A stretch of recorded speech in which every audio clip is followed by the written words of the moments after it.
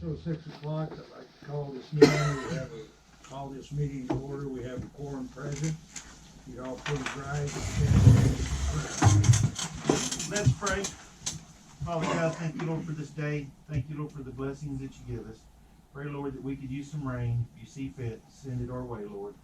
Pray, Lord, for this board, that you give them the wisdom and knowledge they need to make the right decisions, Lord. We praise you again for all the blessings that you do give us. In your name we pray. Amen. Amen. I pledge allegiance to the flag of the United States of America and to the republic for which it stands, one nation, under God, indivisible, with liberty and justice for all.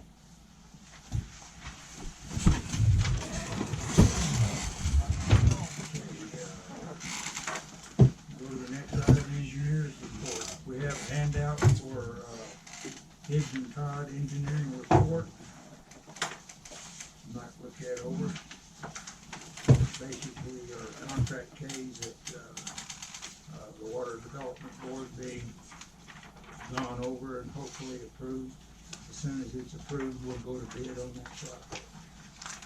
Yeah, that's the biggest thing on there, contract K.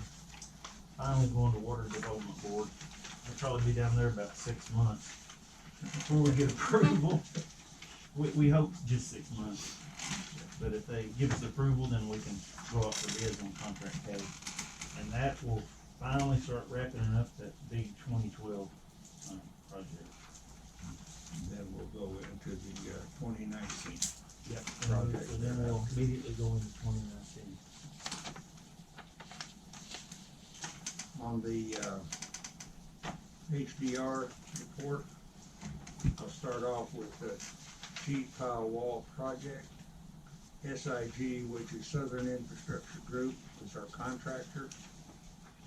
Their subcontractor that's doing the sheet pile wall started, they've got the bench roads built on the upstream side of the dam, and they started the other day drilling holes on the southern edge of the dam just to see how far they can go down before they hit that rock ledge on the southern side.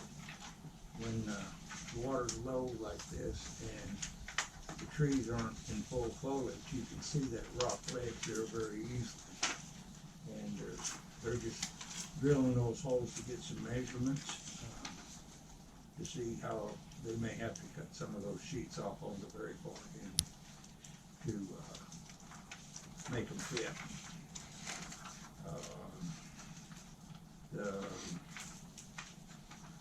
They'll probably start driving sheet pile wall late this week or early next week. They're going to start on the south end.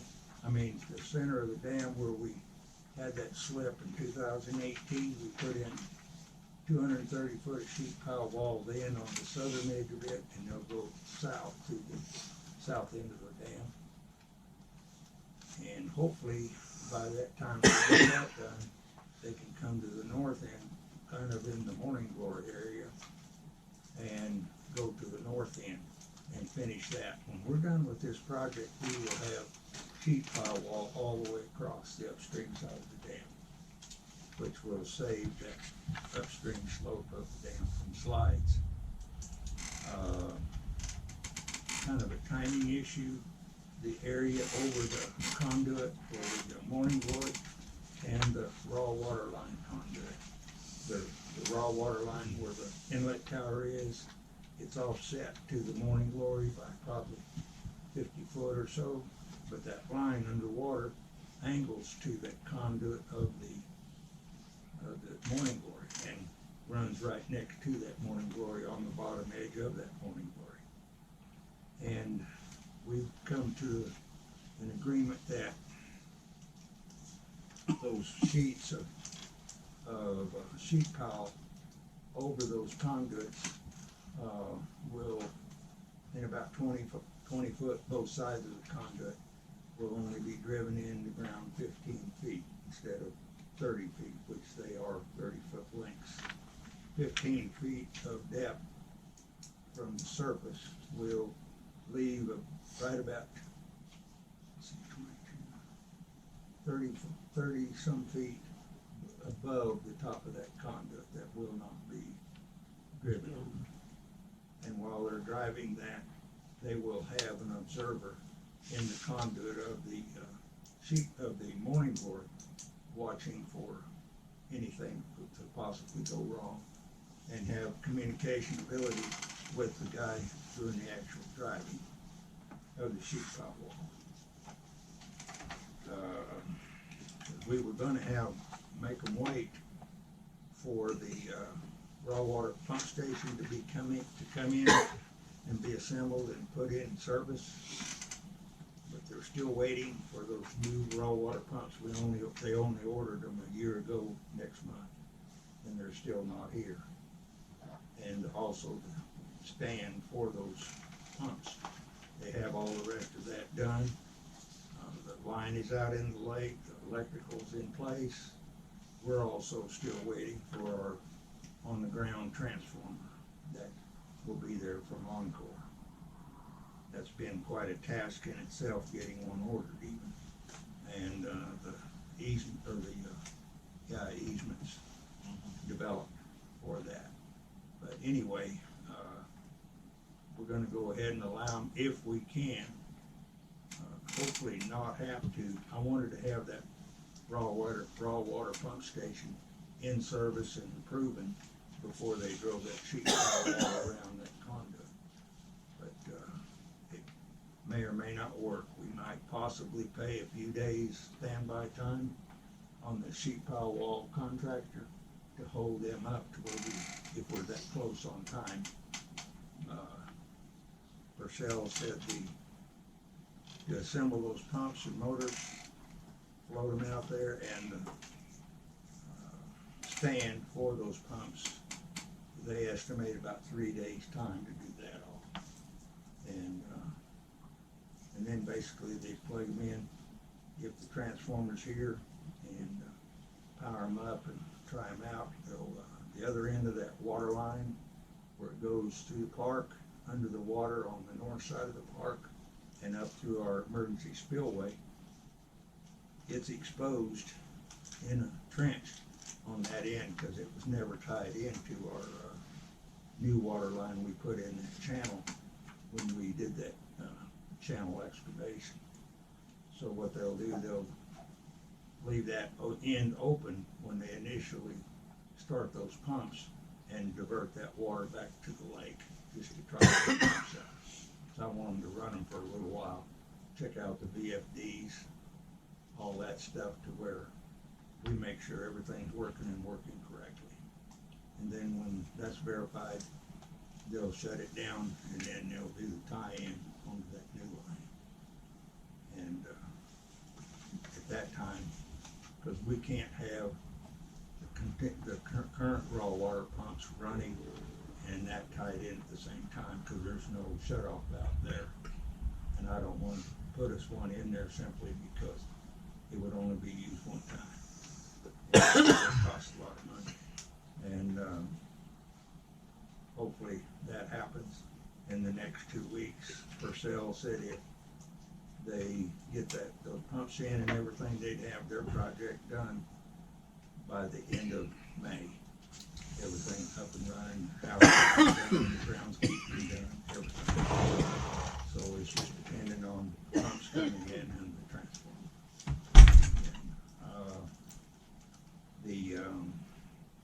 The SIG contractor that's on the dam itself, doing the sheet pile, they're also installing the vent into the morning glory. It's a 30-inch pipe that will have a candy cane starting from the top. It'll have a candy cane on top of the morning glory. It'll vent the atmosphere. It'll go down into the morning glory, and that morning glory, it comes down vertically, makes about a 20-30 degrees turn, and another one, and then it goes flat. That pipe will go all the way down through those two turns, and it'll dead end and where it turns flat. And that's where the vacuum starts, in that morning glory conduit, when we see the water belch out both ends, shoot up to the sky. And they're mounting, they've got the bottom 3 sections mounted into the Morning Glory. They mounted it with stainless steel rebar, and they will come in a couple days, or first of next week. They'll come in and concrete all that in.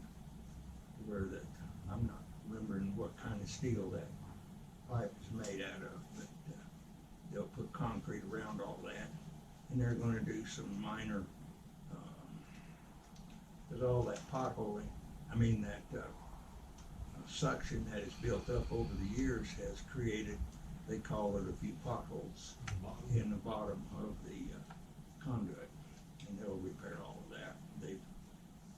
We did an early on NDI inspection of that conduit, and they're going to just do some general maintenance on the inside of it, where the seams are from the sections of the conduit when they originally built it, where they slipped together sections. And then that gets done, and they've started digging on the downstream side of the dam where our road goes up beside the dam. On the plunge pool side of that, that's where we're putting that diaphragm filter in, and that will be filled with sand, and it's going to be from center line of the conduit, 12-foot both directions for width.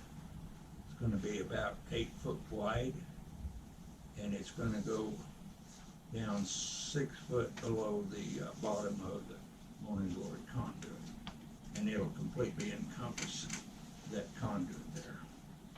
And the purpose of that is, should the dam ever start to seep or something to that effect, that water will always come down like that conduit traveled down in.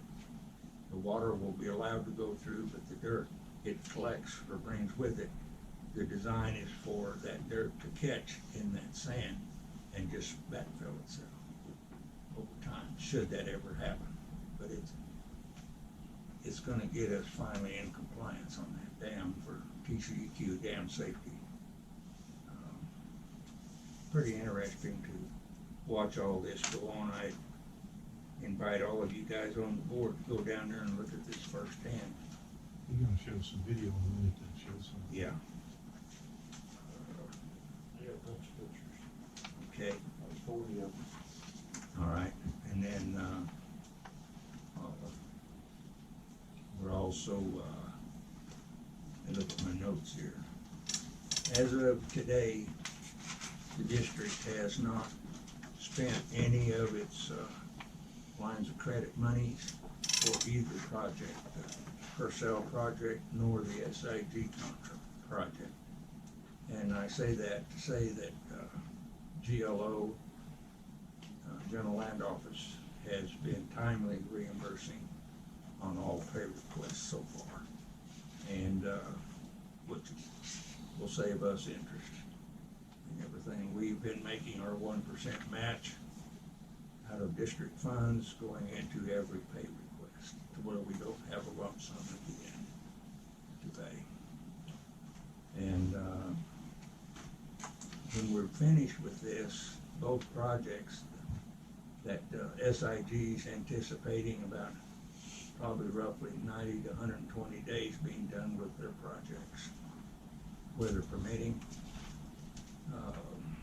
We're going to have some leftover dirts, and we have leftover dirt at the park at the dam next to the saddle dam, also north side of the little peninsula there with water,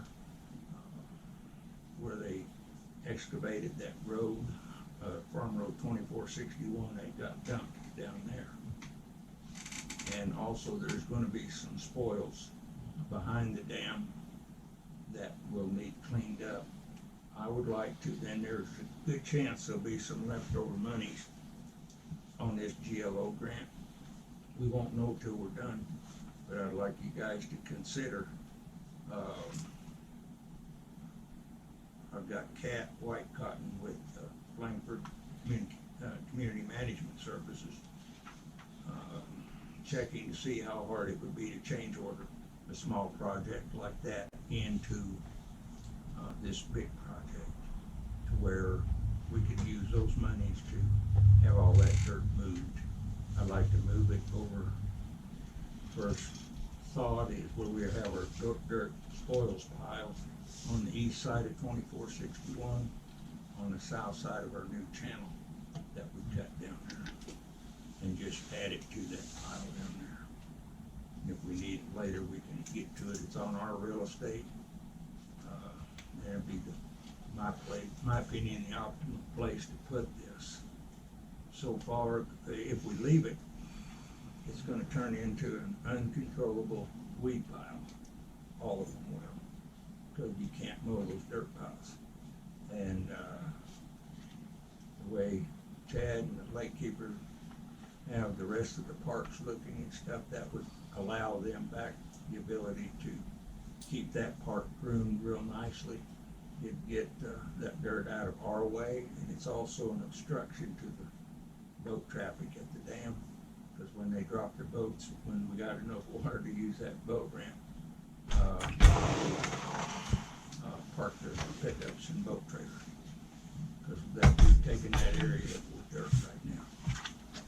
And it's something to consider at a later date. We'll know more. Okay, thank you. But anyway, that's kind of in a nutshell what the update would be from my perspective on this GLO project. Any questions? Comments? Is that line they're gonna tie into over in the emergency spillway, is that a poly line or is that, what is that? It's a fusible C900. Okay. This line we put over there is poly. Yeah. But it's a 20-inch poly that we put across, and it's an 18-inch fusible C900. Yeah, it's 24 and 18. But the wall thickness on it, poly, of course, is all yeah. thicker. And that's where those extra 2 inches come in. Inside diameter, I believe, is the same on both. They have special clamps, I believe, for that. You would know that better than me. You know what they put on each end, flange it up or?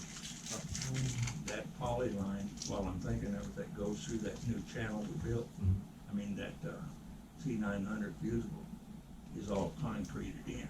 Oh, yeah. I mean, completely surrounded with concrete And rebar. and rebar. And even the clamps where they tied it into our old line, that concrete line is concrete. And they're having to chip all that away, getting it ready to be able to tie in. Yeah, they're chipping away that small portion where the valve will go and where it ties in. They're over there digging on that now, in that location. I saw a hole over there when I flew that. Yep. You'll see those Yeah, the last 2 bollards days they worked. out there in the spillway, there's a relief valve there. They chipped away just enough to be able to tie in, so there's a 45 one that will be the old line that'll be abandoned. Then they'll put it all back together. There'll be a valve right there and the bollards will be moved over. Anyway, that's all I've got. If there's any other questions? Not, we'll go to,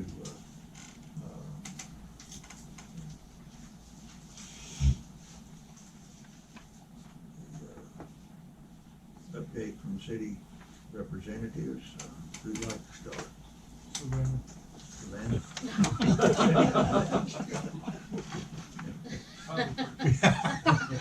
I don't get much to report. I mean, water quality's been great. Everything seems to be running fine.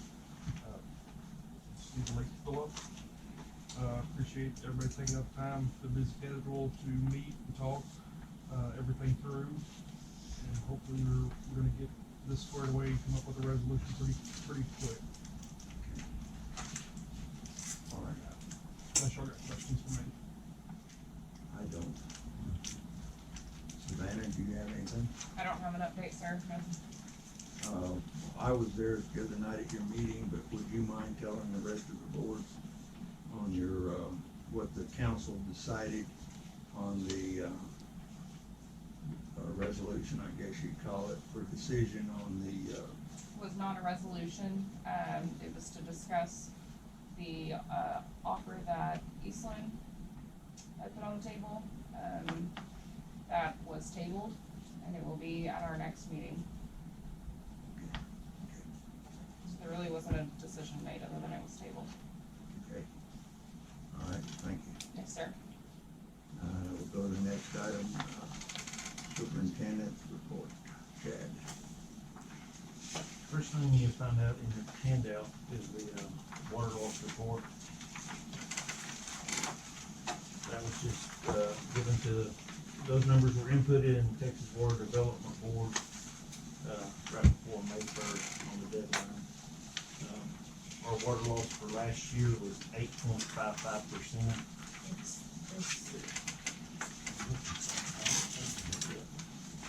What looks like. So that would have been in our packet? No, it It's was in the like, handout. it was It's a a handout. handout. It was, Here you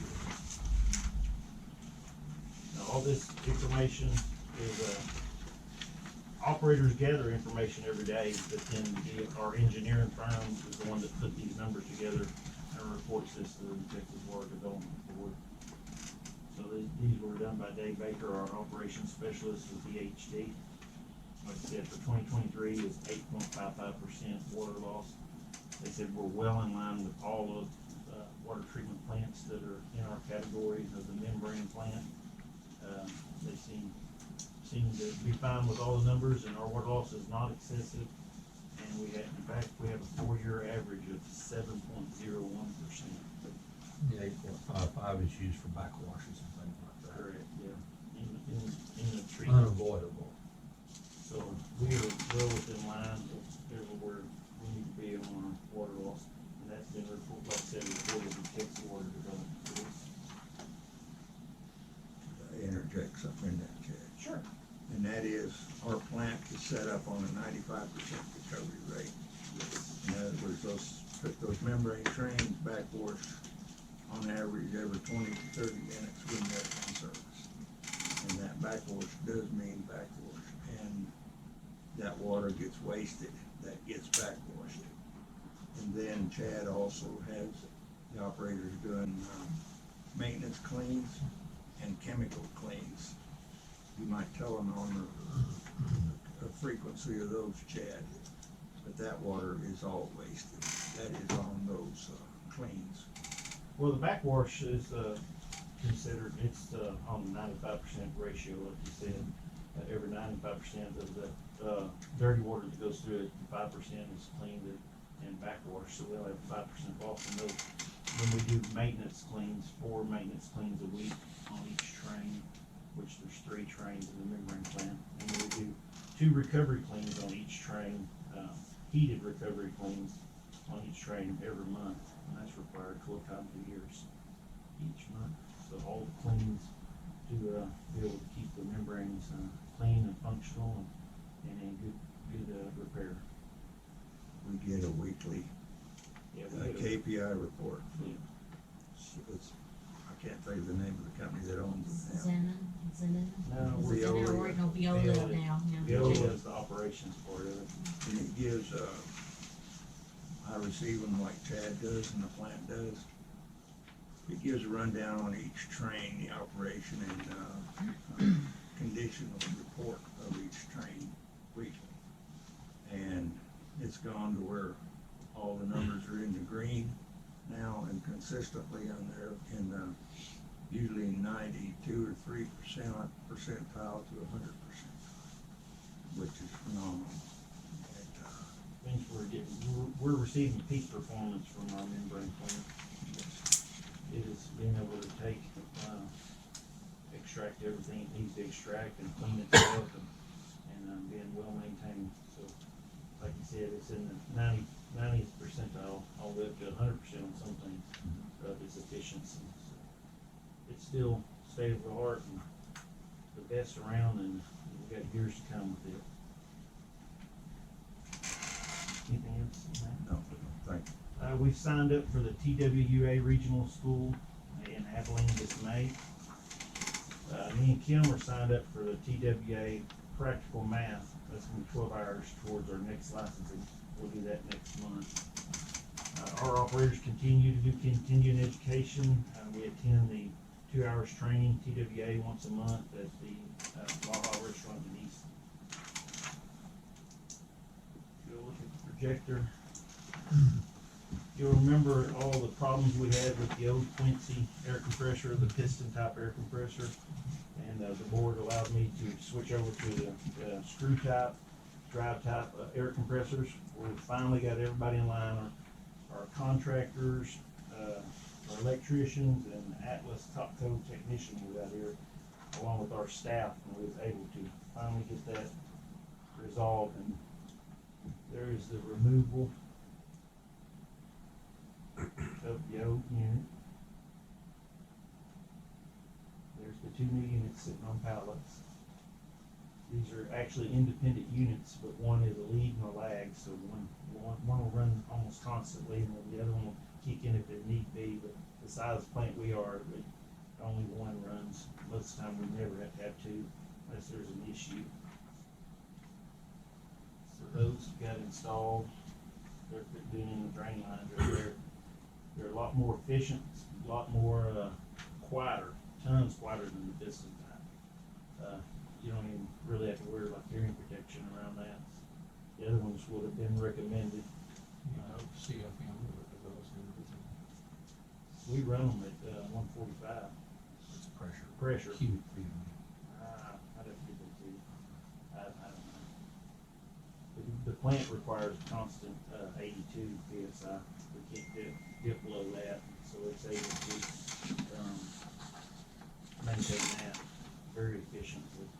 So we're very proud to have those, and went by several recommendations, including the company and the engineers and our operations specialist, Jeremiah. We've got guys continued building picnic tables for the dam park. I think we only have about two more left of those. Those will be something that's gonna outlast us, outlive us, I hope. Chuck burned the piles of trees around the plant grounds. We delivered 2 containments for our chemical totes and repurposed the old cinder block containment over there by the dumpsters. That's to keep us in compliance with TCQ whenever we have chemical totes. Whenever we keep so much on storage at a time, and for backup, and that's where we can keep our chemical totes. We're actually double compliance there because it's inside 2 containments, but that went very well, and we were able to repurpose that. That was part of the containment for chemical, part of the old plant, but we don't use it anymore. TxDOT is aware and has made inspection on the roadway over the dam. Roadways should have started this week. Steve, I went out there again today and I haven't seen them. They said weather permitting, but they will be out, they're aware of it. They will take care of it, because if you remember, the roadway is TxDOT, is the one that's in charge of the pavement over the dam. So, we did have, I don't know if you call it buckling, but it was allowing this, it was crumbling and it's starting to allow water to get under that, and that's why it was starting to deteriorate rather rapidly. So they said they would come out and patch that. Their engineers are very much aware of it. The contractors completed the project of reskinning the sheds. We really appreciate that, because it's been be able to keep our equipment protected. Looks nice. They look very, very nice. They did a great job at a great price. The painting contractors painted the office building and the encore gas building. That's the building we're in here now. To our knowledge, it hadn't been touched since it was built, except for the back wall was new, and then the roof was new. Y'all put a new roof on it just a few years ago. So you can see that's just from a pressure washer taking it completely took the paint off and the metal. So that's what it looks like now. It's a brand new paint job. The old chlorine gas building, you remember that? But now it looks like this. So they've really taken care of that. The painting contractors put a coat on the 2 chemical bulk storage tanks. One is an improvement to the treatment process, and the other is a maintenance and repair issue. This one here is, holds our bleach. And, with it being black during the summertime, we lose our concentration, our, strength of our bleach rather rapidly because it heats up so much. So upon the recommendation of our operations specialist and then the city of Cisco actually done this at their water treatment plant, they painted it white. And it's supposed to help your bleach, not get so hot, and keep its strength longer, and therefore save on chemical costs, because we don't have to go through so much chemical. That's actually roofing material. The first coats, the base coat and all that is the roofing material. That's what it looks like today. So we're hoping that, we'll get the same results that other treatment plants have been receiving, and be able to, not have to adjust our bleach strength so much and have to follow it. That way it stays stronger longer and we can keep. So while we were on that tank, the next chemical tank next to it's an insulated chemical tank, because that chemical has to remain above 50 to 60 degrees even in the winter times. So it has an element heater inside this tank. This, as you can see, some of the insulation already had holes in it and was allowing water in. And so while they were here, we had them completely patch everything up and reseal this and repaint it, so it'll have many years to come. Because it was starting, I don't know, it didn't look like hail damage, but it was something that in that spray foam insulation that was already starting to allow water to get back behind it. And so in order to maintain that, because that'd have been an expensive replacement, we went ahead and had them patch that and paint that. That's the slide. This is the SIG update.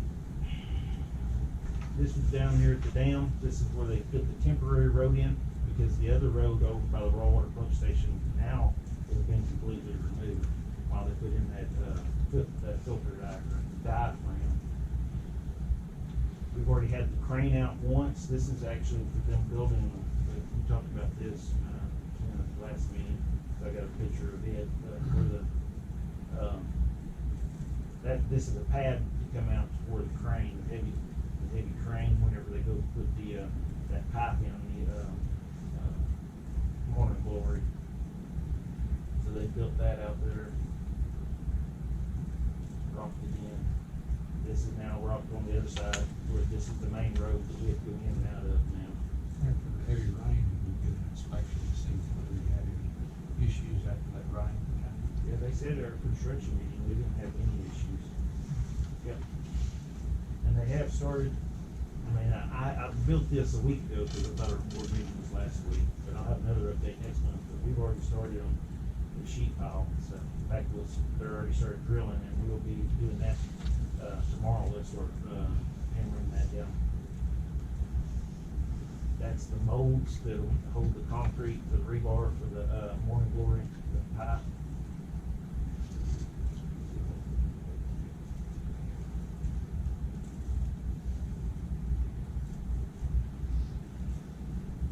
That's at 90 where it goes in. Yes, that's at 90 where it goes up.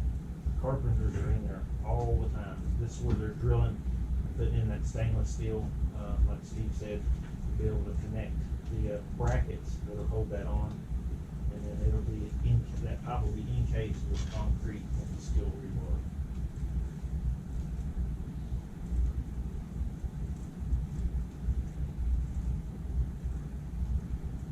So they have a lot going on. This is actually, they put all the molding in there to make sure it fit, and then they had to remove it so they could install the pipe and of course finish the rest of the rebar. They have put this down along with dirt material and old tires to be able to keep this so that in case we get any rain or anything, there won't be no slippage or erosion happening, and to be able to protect it so it doesn't slope off into the lake. So they're making precautions in every way on what little rains we've been getting. There's the actual pad.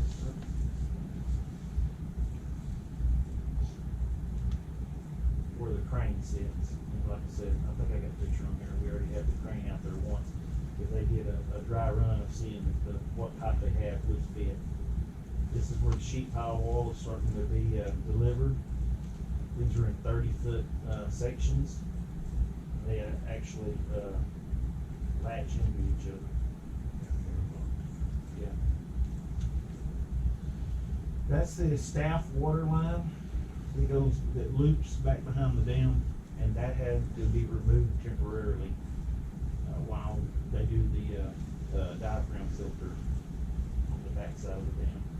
So, staff is working with us, and it's actually, capped off on both ends, and that section was taken out, removed, and then it would be put back in at a later date and sanitized before it goes back into. That's part of the 30-inch pipe that goes into the morning glory. So it'll be the actual berth. Like I said, this is a dry run, so they can make sure the crane was actually there for that. It'll make sure everything will fit before they start the curving of the rebar. Get it ready. That's for the first section. That kind of gives you an idea of what's going on.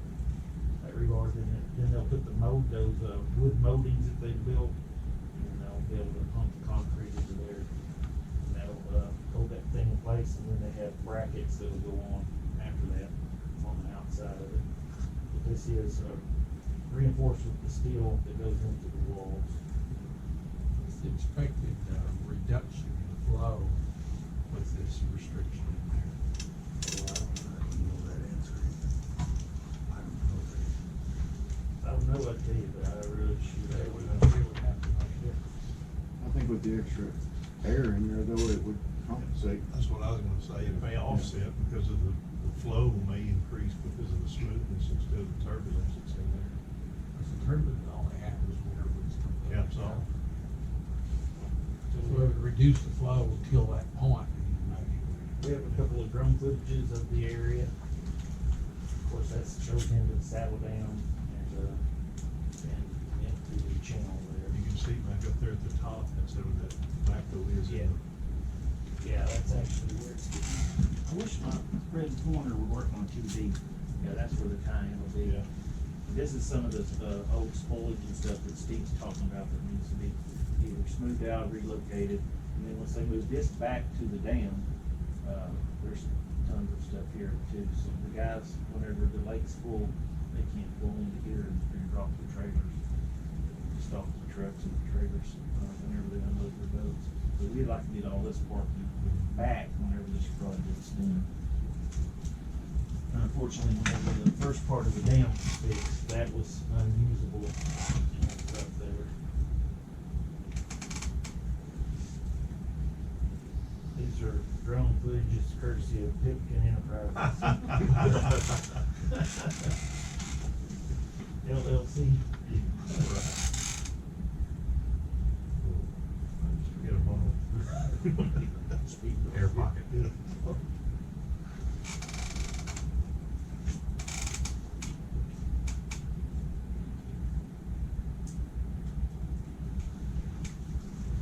the campground is closed. All those campers there are used by the employees of SIG, and we are reimbursed 100% for all the electrical and the water used. So the district's not got anything for them to camp there. And the park was closed anyhow, so it's a win for both of us. There's where the 20-inch poly pipe that goes out into the lake. That'll eventually have the new floating raw water pump station on it at the end of it. Right now, it's just a couple of buoys and stuff. It's no docking that's holding it up. So we got a lot going on out there daily. Lots of employees, stuff that's exciting for the district, and to be able to keep us in compliance with TCQ dam safety and bring our dam up to the 20th century. But rumors it's been spread that the dam's leaking and stuff like that, that's totally false. That's not true. The dam is not leaking. There's no known leakage at all. we're doing all this as preventive and precautions, and like I said, bringing it up to standards of what dams that would be built now would be done.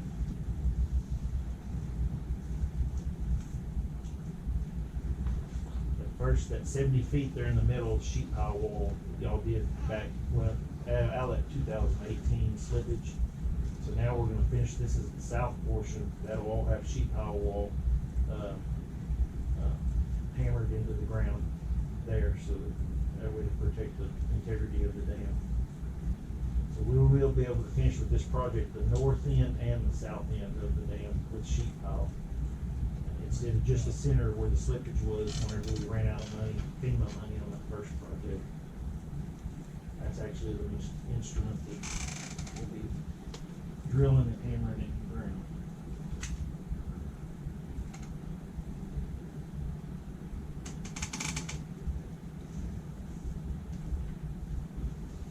Whenever we had those first dam repairs, you'll remember that was a temporary road there on the south side. Well, we rehabbed it and they're able to use it again. Because the north access here to the raw water pump station, you can't get there no more. It's completely removed as you're seeing now. That's a big crater. That's where the new diaphragm filter will be installed. No, there's been a huge water problem up there by the old pump station. Is that gonna be kind of addressed somehow? Well, there's a drainage tube there with the erosion down that road. It's been a huge problem. Can we possibly change the angle of that and make that road less aggressive or not? I bet you could. But was it officially addressed? I don't think so, no. And some of the old culvert, we're finding old stuff in there, old culverts and old drainage that's been removed. Or it used to come over there and drop down and there was just a huge erosion like there. We put a lot of rock in there, that's helped, but you're right, it still washes pretty good.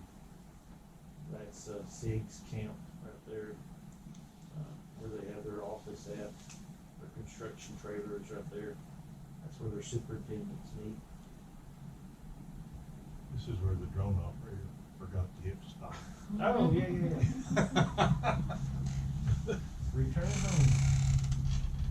And if you wanna see chocolate block, we got about 3 minute video of chocolate block, so clean up there.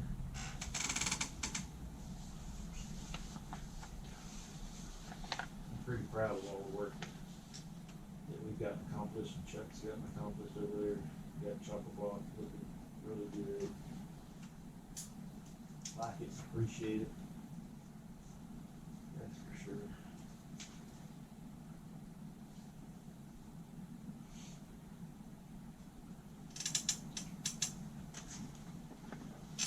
Still having a lot of people driving on the lake bed and getting stuck.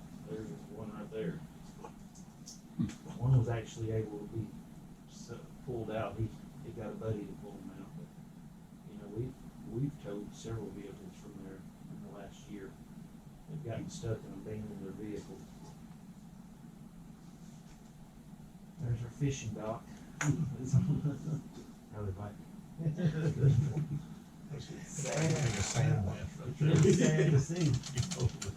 Sand bass, sand trap. But that's pretty nice beach area right Yeah. there. If we get the guardrail system up and keep people from driving out on there, that would be a big accomplishment. When I was out there was a whole bunch of people up in that area there and had transits out, and I thought, what the heck is going on? I went over there and pulled up and said, hey, what are y'all doing? It was some land judging team, and they were practicing their land judging. Okay. I don't know, is that one of the high schools of Tarleton or Granger College? I don't I know. think if Tarleton comes out, we've had them before. Yeah, there was 10 or 12 of them out there. Yeah, Tarleton comes out and goes around. That's the old book. Yep, yep. That's slowly getting cleaned up by Chuck. Usually that channel's got water in it. That's about the end of our last. Yes. That's what I thought. Oh, yes, in that portion for the park, yes. And it kind of comes right at Highland. It's really hard on that up there. See the cleanup? That's the best part right there. Mhm. Impressive how that came out. Impressive how that came out. Thank you. I would agree. There's two dead trees that I can see it's gonna go out. We'll be having a skid steer back out there next week, cleaning up some, and we're even cleaning up across at the old chopper block park. I thought of that, I saw it over there, I just didn't. Yeah, if I can see it from here, he's already mowing it, cleaned it up and burned, him and Don's burned several piles of brush. So, Did y'all find that boat ramp that's over there? How far out of the water is it? Somebody said there's a boat launching ramp. there he is. That's way out, way yeah. out. All the way out. Yeah, it You can is. see it, I think, on Google Earth. These people were walking around, so that's what they were doing. I Yeah, was wondering. yeah, that was a survey crew. See where the people do us favors and sling rocks everywhere. Oh, That's pretty hard. Hopefully they tore the tires up.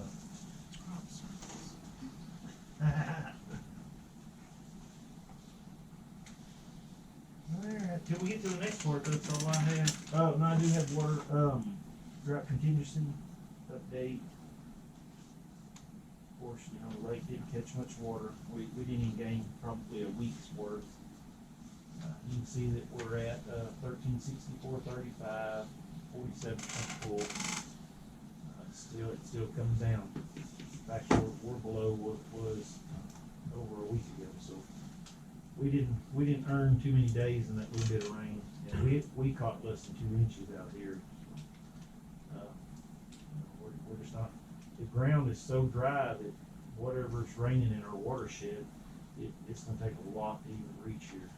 It's got to be able to either be a fast rain with a lot of runoff fast, or slow soaking rain and then saturate what's out there before it'll ever reach to us. Well, the water at the Eva Dam is, the wind will blow water over the top of the Eva Oh, Dam. it's So, just real close. yeah, so it's ready, we just need to come on. That's a good indicator right Yeah. there. I know everything's set up to put some water in the lake, we just need to come on. Yep, that's a very good indicator. So we're at 1364.35. Of course, y'all know at 1363 is the next stage. We'll go to stage 3 of the drought contingency. And we'll speak of that in just a little bit. Y'all have any questions, superintendent report? Good report, Chad. Thank you. Okay, we'll go to the next item, comments from board members.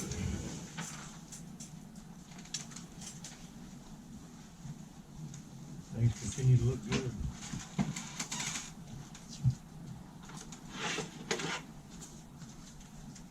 I don't have anything to. Mark said things continue to look good. You want to get that noted?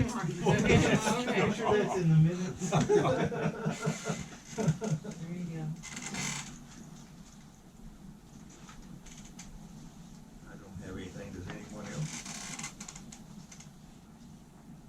No, we'll go to the, next item, public presentation. At this time, anyone on the list will be allowed to speak on any matter other than personnel matters or matters under litigation for a length of time not to exceed 3 minutes. No board action, may take place on a matter until such matter has been placed on an agenda and posted in accordance with law. Anyone sign? Yeah, we got a couple. Brian signed up, he's actually on the agenda, so. Your mind had to leave. Brian and, We'll call him. did he? Okay, Brian?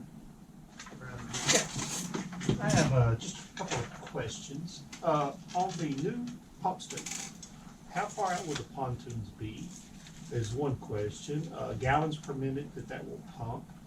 And if there is a failure, what is the change out or lead time to change that pump out and get the pump back in service? And do we have an estimated date on when we will do the changeover from what we're running now to when the new floating station will come into effect? I mean, there has to be a transition time, is it a couple hours or something like that? I'll get you answers to all this, but in speaking of, once the pumps come in, we're waiting for electrical, waiting on Encore to set our pad mount, transformers. Okay. And then when the pumps come in, pumps took a long time to come in also. That's just, We'll have 3 pumps, so it'd be a catastrophic failure if we lost all 3. right, They'll be maintained, so if one went out of service, we'd immediately have it, you have the removed. backup already set in place. Yes, backup's already in place. TCEQ actually requires that, but we go above with having 3. And they'll be all variable speed pumps, and, so the GPMs, I can give you a range of what Okay, it is. that's fine. Cause we'll be able to fine tune the percentage of output that we want. And, on the width of it, I have the plans over there, I just have to look at it. That's gonna be a floating pump station, so. And then Uh, set the it- pontoon spacing. Okay. All that'll be encased and below, but it will be basically like a frame, is what it'll be out there, holding the 3 pumps. Okay, With then- a little catwalk. Do we have any kind of estimated transition time when we go from the old system to the new system? We will, Will like it happen during, and if it's gonna happen during the day, or is it gonna be a nighttime switch over, or? Steve gave his report, and, we will pressure test all that, and we'll let it run. We're discussing with the engineers how long we wanna run. We may run it 24 hours, but like he said, before it's tied in, it's gonna dump right back into the lake. We're gonna run, and test the pumps, and test pressure and everything before we tie that in. They'll have it tied in just a few hours, and then it'll immediately go right into service. Yeah. Okay, then my only other thing before I run out of time, I just wanna thank Mayor, City Manager Eastland for the range of city council meetings, Steve for coming. I'd encourage more to come to the, make it possible, to come to the city council meetings. All the information's helpful. I mean, just everybody's into this together. That's all I have to say. Thank you. Thank you. Brian, if Yes. also if you'll email your questions to me, Yes. that way we didn't miss anything. Okay, I will do that. Yeah, that would be great. That would be a paper trail. Okay, that's fine. Chad, I'll how do many that. pumps are in the all-water pump station now? 3. So we're keeping the same amount of pumps Mhm. that we've run before. We kept 3 that run the pump station now. Mhm. And that we're basically just matching that and moving it out into the. Okay, water. well, I didn't know. I Yeah. mean, it hasn't, I haven't And heard it's it red- discussed. It's a redundancy thing. I don't think you ever run all 3 of them at the same time. You rotate No. through those things. Correct, Yeah. yes, it'll be on So- cycling. Our SCADA system Yeah. will cycle each one, and the SCADA system will actually do the percentage of what, the variable speed, because they're VFDs, drive frequency Mhm. pumps, and, so SCADA will determine, hey, your tank's this low, we better speed up, slow down, and stuff Okay, like will it that. automatically Just like we do kick now. one in? If you need another one, it will kick a second pump in? Yes, Okay. which you next to never, rarely. The only reason we'd ever have 2 pumps running at the same time is if, we've done maintenance here and Yes. we've been down for hours or cleaned out what Right. we call the pre-treatment process, which is a break tank. If we ever need to fill any of that back up or anything, then we would kick on 2 Okay, pumps. well, you know, But that's what I was asking. next to never is 2 pumps running. Okay, thank you. Next one, Charlie Archer. Hello, everybody. Thanks, Charlie. There might be a few in here that don't know me. I'm Charlie Archer, citizen ranger, currently running place 2 on the city council there. Just wanted to come out and tell you guys, impressive bunch of projects you got going on, lots of good work. All the cleanup looks fantastic out there. Hopefully I'll be a working part of the partnership soon, Lord willing. But other than that, I just want to come out and tell all y'all thank you, appreciate the work. Mayor, appreciate y'all wanting to work with Ranger. And same thing for the water board, appreciate y'all wanting to work with Ranger. Hopefully we'll get that taken care of soon. As a taxpayer, I would love to see that debt be taken away from us. So appreciate everybody, thank you. Thank you. Okay, next one, Ryan. He had to leave, he had a baseball game. Yeah, he's on the agenda. He's on He's on the agenda, he didn't mean to sign up under that clipboard. Yeah. He wanted to send a- That's why I was. Yeah, he's on the agenda, and we'll have to call him in, he had to go to a game. Okay, we'll go to the next agenda item. Action necessary from engineer update. I don't think there's anything actionable on that. No request. Motion to table. Motion. Second. Get it? First and, All in favor? I didn't get it. All in favor? Aye. With Ken abstaining. Yep. Go to the next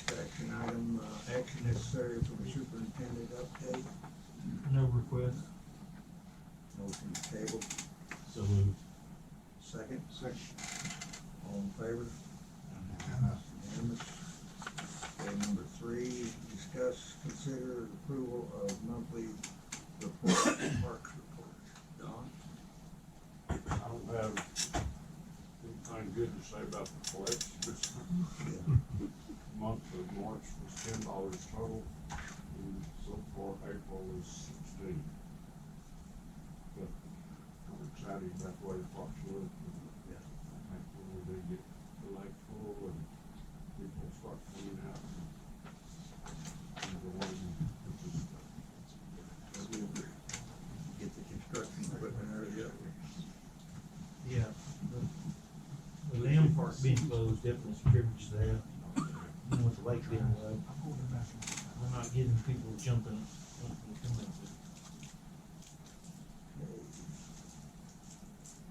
Motion to, any other department reports? If not, make a motion to approve the Don's report. Second. All in favor? Unanimous. Okay, 4, review and consider approval of annual audit for the year ending December 31, 2023, as submitted by Snow Garrett Williams, certified public accountants. You have a Call that number to get a hold of Rick, please.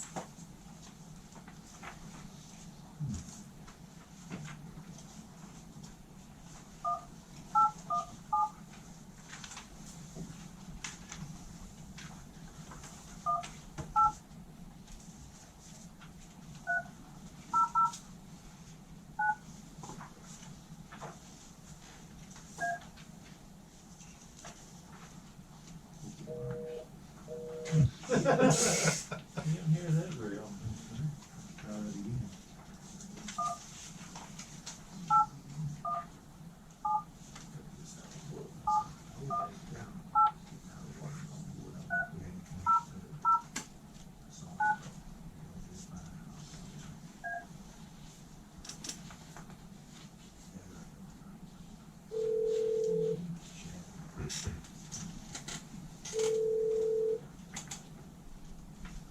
Hi, this is Rick. Yeah, Rick, this is Carrie, with Eastland County Water Supply District. We are finally on agenda item number 4, which is the review of the audit. And, we're going to turn the floor over to you, and then we'll allow the board to ask questions if they have any. And then we'll kinda go from there, okay? That sounds good. All right, well, thank y'all for having me. I'm Rick Klein with Snow Garrett Williams, and we're just going to do a brief overview over the audit report for the district for the year ending December 31st, 2023. And I believe y'all have copies of it, so I'm just going to kind of go through some page numbers and then go over some information on those pages. So we will go ahead and start on page 2. You'll flip there. Page 2, we have our independent auditor's report, just a quick paraphrasing of this report. Up at the top, we have our opinion. We have audited the financial statements of the business type activities of Eastland County Water Supply District for the year ended December 31st, 2023. And below that, in the paragraph for our opinion, the financial statements appeared fairly in all material respects as of December 31st, 2023 for the year ended in accordance with accounting principles generally accepted in the United States of America.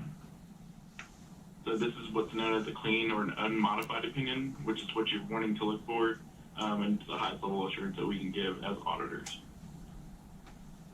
And also, if you have questions as we're going on, you can feel free to stop me.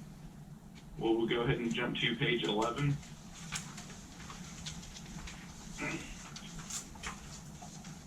And just some pointers on these financial statements. This is the statement of net position for the district, or in normal business, this would be more relative to like a balance sheet. It's pretty much the same thing, it just has a different title. So just some notes on some of these balances. We're just going to go down the report. So we have total current assets of the district for $2 million. Below that, we have restricted assets of $4.9 million. Below that, we have your capital assets of $16.7 million for a total asset number of $23.8 million. The liability section, the total current liabilities that include your accounts payable, payroll payable, that type of thing, comes up to 131,000, followed by restricted or payables that are payable from restricted assets of 2.1 million, for a total current liability of 2.2. For non-current liabilities below there, we have 4.8 million. Overall liabilities 7.1 million. And then down at the bottom, we have your net position for the year with an ending net position of 16.7 million. So we will go to the next page.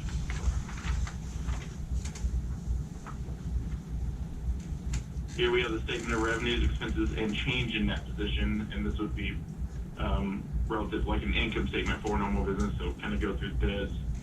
So first of all, at the top, we have your operating section. So total operating revenues for the district were 1.7 million. Total operating expenditures below that were 1.8 million.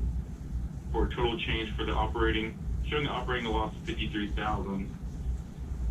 Below that, we have non-operating revenues and expenses. And you'll see the total of those was an inflow of 204,000. So right below that, you'll see a total net change of net position of an increase of 150,763. Again, at the bottom, we have an ending net position of $16.7 million.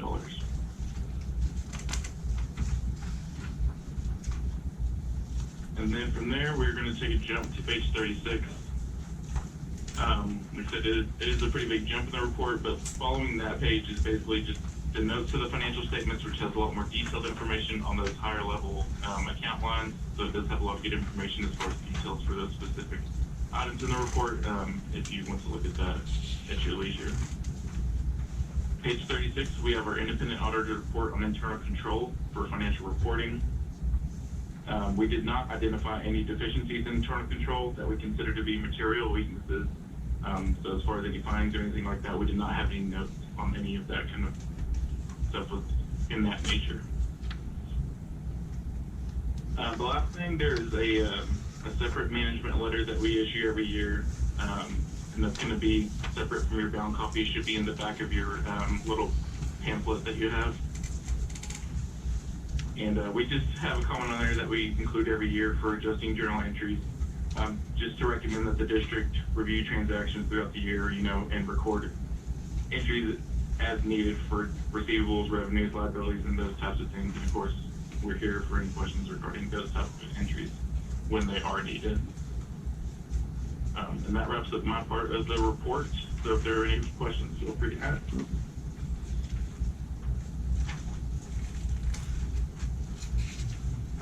Give them just a minute, Rick, to kind of look at everything real quick. Yeah, for sure.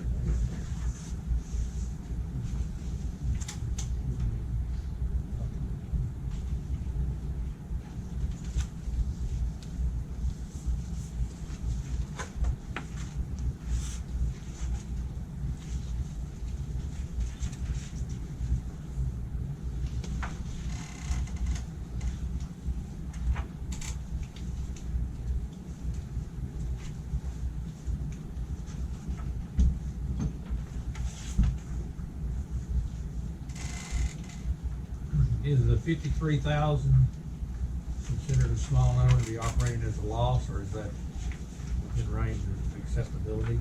And we, I guess, with the revenues we had coming in versus our expenses, we lost $53,000 last year, almost 54,000.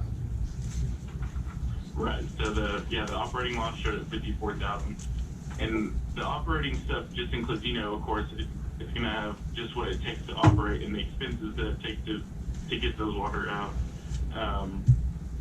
Probably due to increases in costs of everything nowadays. I'm sorry? That was probably attributable to everything going up this year. Yeah, most likely. I know that the amount is the loss amount is a little bit less than in the prior year, but still showing a loss. And typically what we've seen is, increases, in cost basically of everything, just with inflation increases and that type of thing.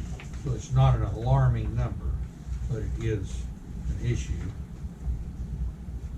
when we go to Yeah, look at I mean, and that's something to consider whenever y'all are looking at, planning going forward. You also, just kind of can take in consideration whenever you're, as far as billing and that kind of thing. Percentage wise, that's a pretty small number, is that not correct? Yeah, as a percentage, it's very, I would say it's minimal. So, the closer to zero, probably the better. But, I mean, in comparison, compared to prior years, it's closer to zero. I wouldn't think that'd be very alarming, You don't know in my opinion. our prior years, do you? It's been like 3 years we've had a loss. On page 7. 7 shows 2022's Oh, low. okay. Yeah, so on the MD&A, there are a little bit more details. I guess it was Yeah, similar to last year, so it was at 46,000. yeah.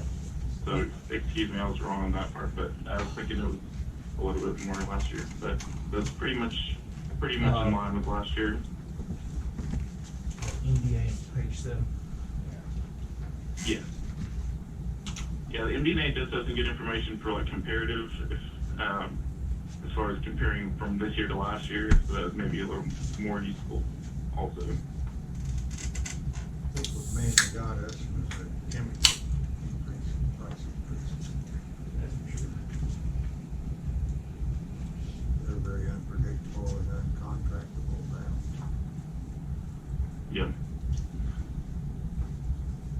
Yeah, I mean, comparatively, I would say it's minimal, but the operating section, it's basically required by accounting principles to keep everything that is, that's what's called operating, to keep the operations running, and then spreads everything else separately in the non-operating so that you can kind of evaluate, what you need as far as like charges and operating revenues and that kind of thing. Well, that can be absorbed in our next budget also, could be, or anticipated in our next budget. Correct. So your recommendation is our overall health? Rick?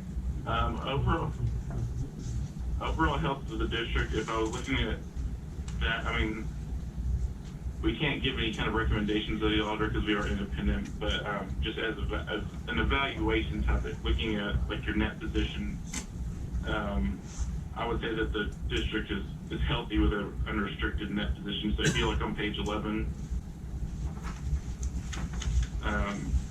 it breaks out your net position by category. So there's 3 different categories. You have your net investment in capital assets, which is all of your capital assets, and then it's also offset by any debt.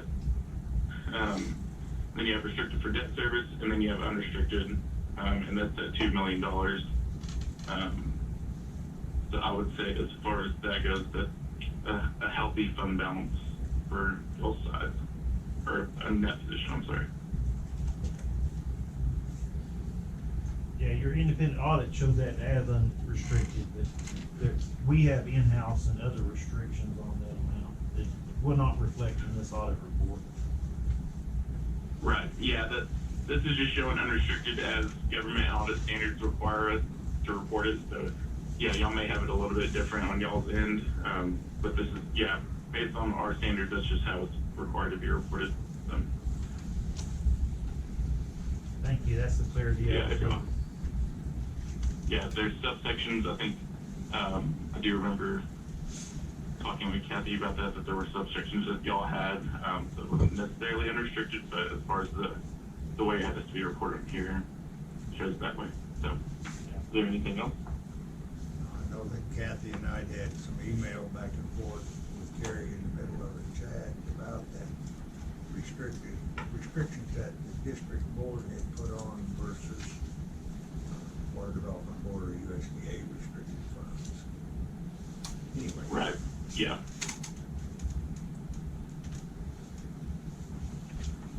Anything else that y'all had? Sounds good. Thank you, Rick. Thank you. Can All right. I appreciate y'all, and thanks for y'all's continued business. Can I ask? Okay. We're here if y'all. Okay, hold on just a second, I'm sorry, go Rick, ahead. yes, but, Rick, I've got, Mayor yeah, Larry Mayor Vernon from Vernon, Eastland. wanting to, ask a question. So I will let him ask it. If it is not something that he can answer at this time, then, that is fine. We talked to Kathy earlier today. Then you can, we can get that question answered, tomorrow or at a later date if need be. Hey, thank you. I'm Larry Vernon. As you can imagine, audits are always exciting for all of us because they really don't make a lot of sense. But we danced around on page 7, and we talked about operating loss of $54,000. And then we get down to the line where it says change in net position is $150,000 to the positive. So the number's right above that. I'm curious what the debt service. No, I'm the wrong line. Net operating revenues, and then it says debt service surcharge assessments $397,000. What is that? So there's portions of the debt that the district has gone out for that are paid by the cities, I believe, and that's what that part is for.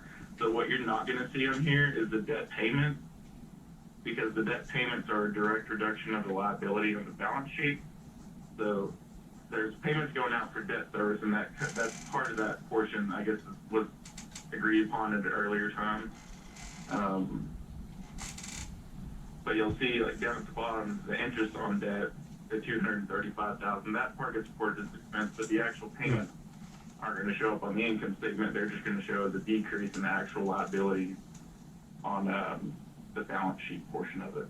I just want to point that out, that the operating loss is still $54,000. The money, the debt service, and all of that is smoke and mirrors, if you will. While it's important, it's still, there's got to be they've got to make up $54,000 in operating this system. There's other money that come in that they can do that with, but that's what that's reflecting. I just want to make sure I understand that. Thank you. Yes, sir.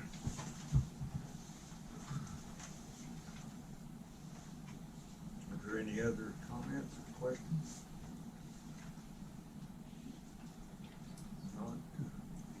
I think we're okay. I think we're good, Rick. I appreciate you being available to us on the phone, and I will get the affidavit. If they approve everything, we'll get that affidavit signed and get it sent over tomorrow.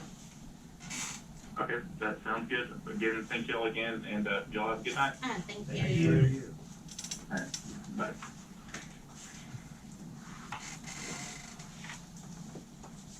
Do we have a I'll make a motion to approve the annual audit. Do I have a second?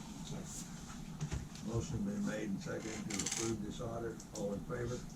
Unanimous. Okay. Go to agenda item number 5, discuss and approve adopting a resolution for the new drought contingency plan. You might look at the one that Chad got, the one in your packet. Tommy had us change one word. Yes, your handout one is the most current draft, the one that was emailed out. Tommy made a change after we emailed it out. Yeah. So, Yeah, the Chad final will, change was changed today. yeah, Chad will go over that. All the directors You have a have your copy and copy, both correct? cities have a Okay. copy. All right, good.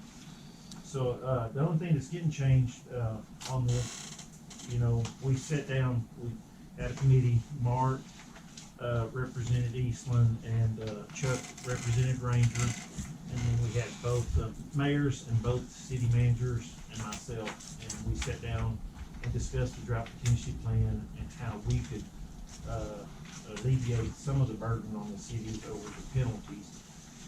JJ brought it to our attention that it was unrealistic that they could even,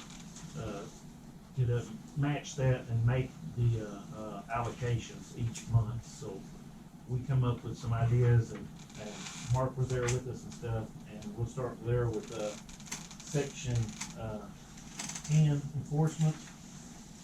This was added in because in addition to the normal water range per 1,000, we actually bill in thousands instead of millions, so we changed all that up.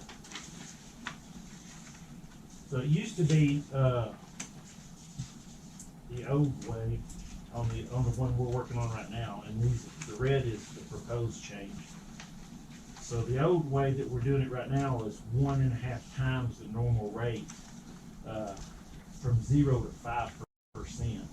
We're wanting to go to half times the normal rate, in addition to, from the allocation up to 25%. This was discussed, and like I said, we all met, and this was determined that this was the best interest of both parties, and we left there, I think, everything was on good terms, and everybody was happy and pleased. This still keeps us in compliance, TCEQ Yes. authorities there. Yes, because we're not taking out the enforcement portion, we're just rearranging our percentages, the triggers, is what I call it. This would be in 3 different levels instead of 4 levels. So we have to get this authorized by them, or something. Yeah, once you pass the resolution tonight, everything has to go to the TCEQ, and then they'll approve it. Yeah.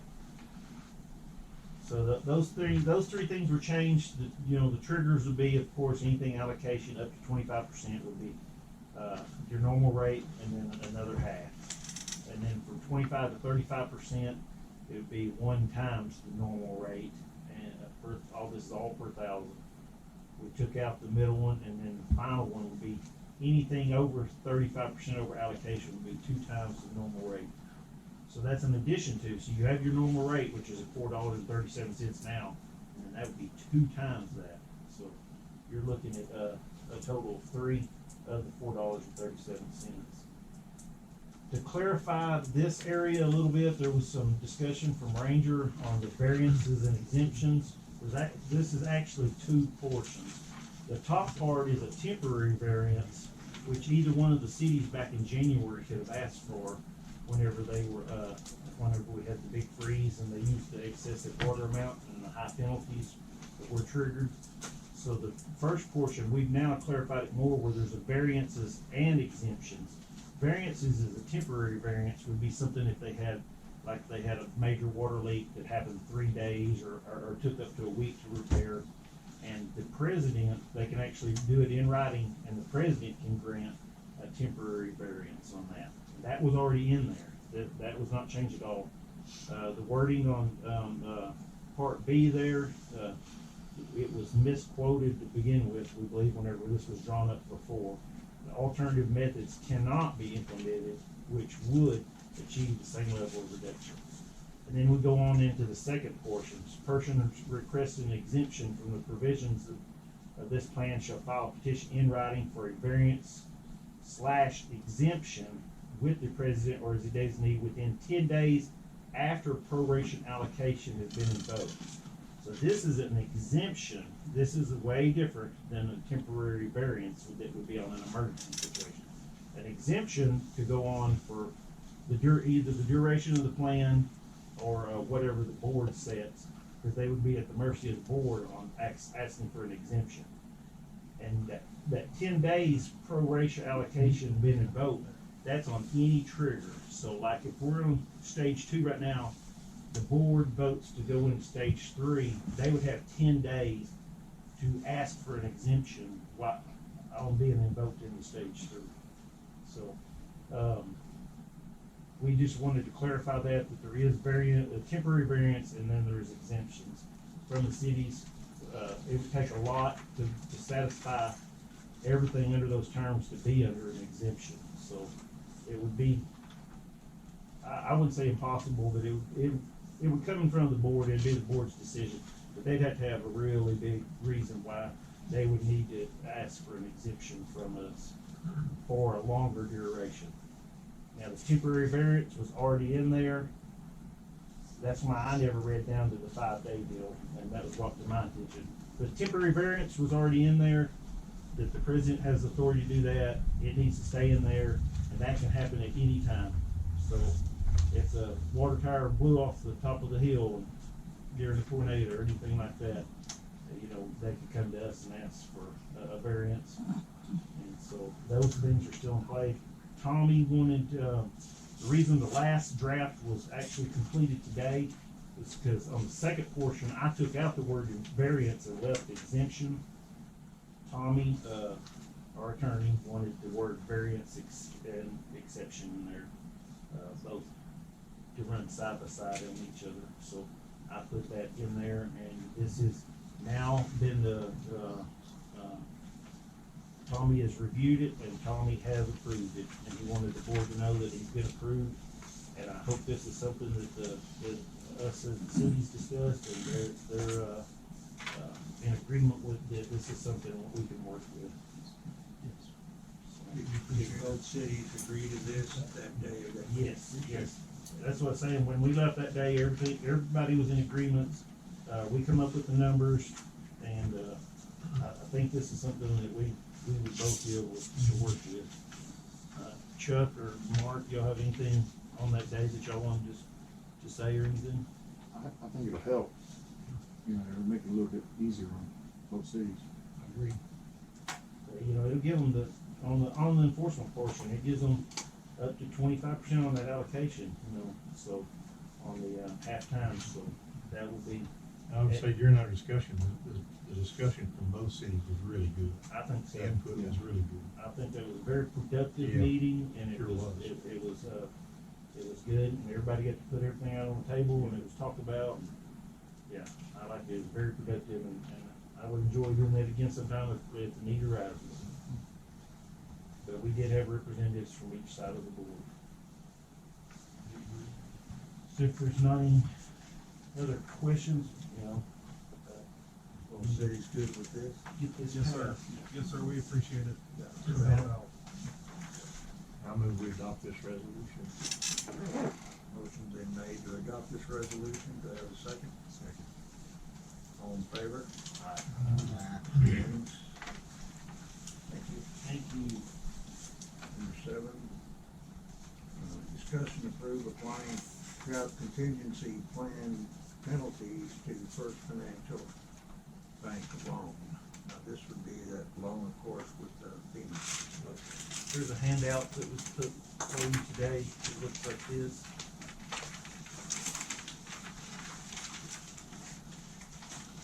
This is the overage penalties collected, to date for November through March. Total of $153,099.29. And then the district has already obligated, Eastland's debt service if the, return of that, of debt service payment, if, you know, that's agreed upon by the two cities and passed. So we went ahead and took that out of that, so there's a balance of $109,314.20. And we believe that in our best interest and in the city's best interest, this was not money that was, budgeted. And so we believe that, in order for the cities to benefit and us to benefit, is to, apply this, to allow us to apply this to our short-term loan at the bank, the First Financial Bank. That way it stops interest on that immediately, that portion's paid towards it.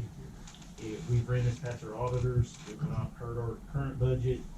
This will be like basically a wash. If there's any penalty money come in, she would, at the end of the month, she would write a check out to pay for our short-term loan. This immediately would knock 1 year off of our short-term loan. If you remember, we paid $200,000 last year on our short-term loan. You have a number that's down to. This is all from our 25% match on the FEMA grant on the dam improvements that is now a short-term loan at First Financial Bank. Yes, after we paid the 200, that put us, more, closer to the, like, 497,000 mark. If we did this 100, of course, that would make it, around 397,000. We currently budget $100,000 a year to pay this off. And this is a renewable loan, it's only good for 3 years, so it only goes through December 31st, 2025, I believe.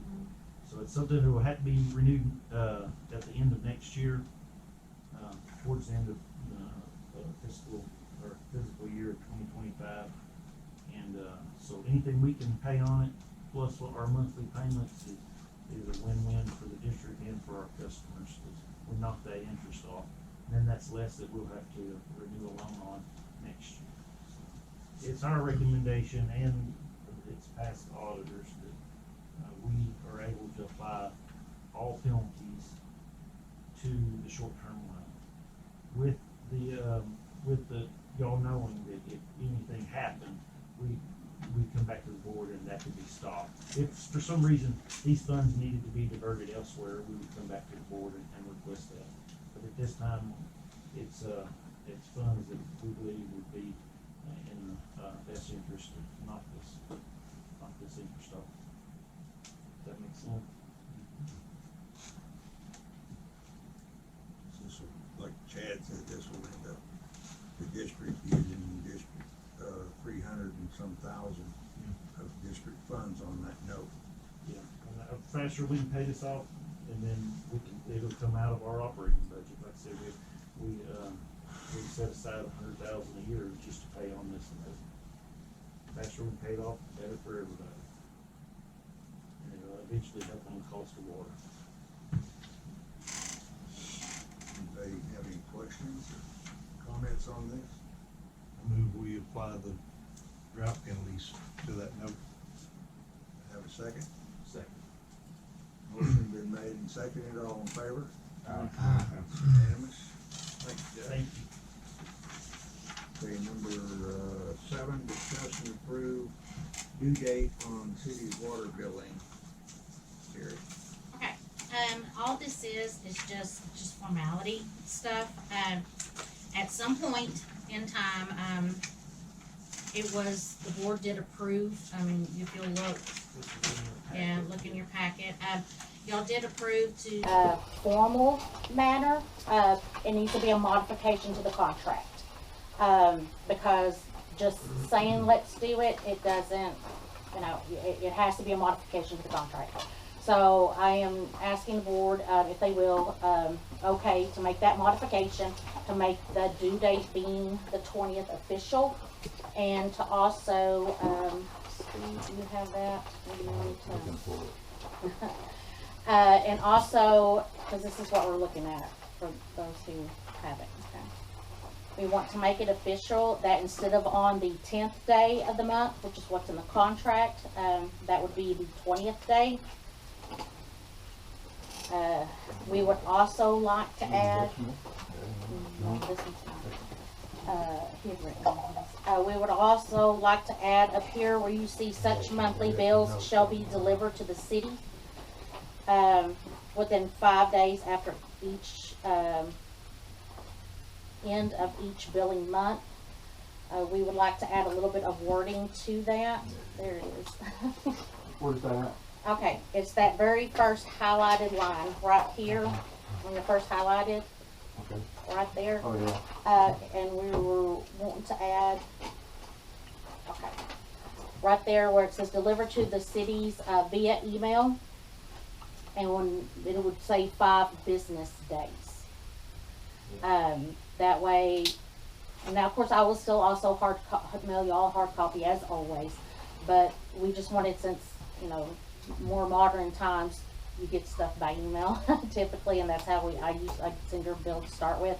We just want to add that we will be delivering to the city via email within 5 business days after the end of each billing month. All such bills shall be paid by the city on or before the 20th day of the month. So it will be what we're doing, it's just we're making it official. And once that modification is typed up and made, then we'll get both the modifications, and by both I'm talking about the one that was discussed at the April 11th meeting, to change the debt service figuration from an annual figuring to a monthly figuring. So those are going to be 2 separate modifications. Once Tommy has those drafted up, then they will be given to each city. Each city will go to their councils, and both councils will have to agree on both modifications in order for, like, they both have to agree on keeping the date in order for the date to happen. Otherwise, would have to automatically go back to it being 10 days, not 20 days. And they will also, both cities have to agree on the debt service being done on a monthly basis and not an annual basis. If not, then it goes back the way the contract says, which is that 12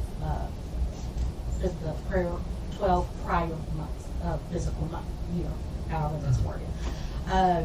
So that's where we're at. I need the board to started. Housekeeping. It's housekeeping, it's making what we're already doing official, and then the cities just have to agree on it, once that notification is done. As long as both of them agree on it, then we add it. Of course, there'll be another modification to your contract, which I think one city's got, what, 5, and the other one 4 or 3. So we are looking at 2 more modifications to come up, so I do apologize for that, but, you know, just wanna try to make it official, so that's what we're doing. I'll make that motion. You have a second? No second. Motion is made and seconded, all in favor? Aye. Unanimous?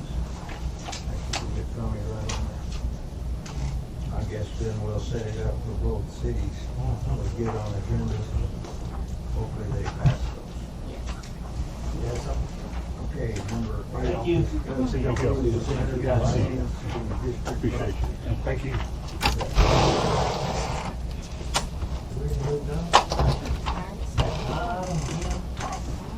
You have a handout tonight, finish small projects, future small projects. It's attached, it's the second page of the report. Superintendent's report, she said it's attached. Here's a handout tonight.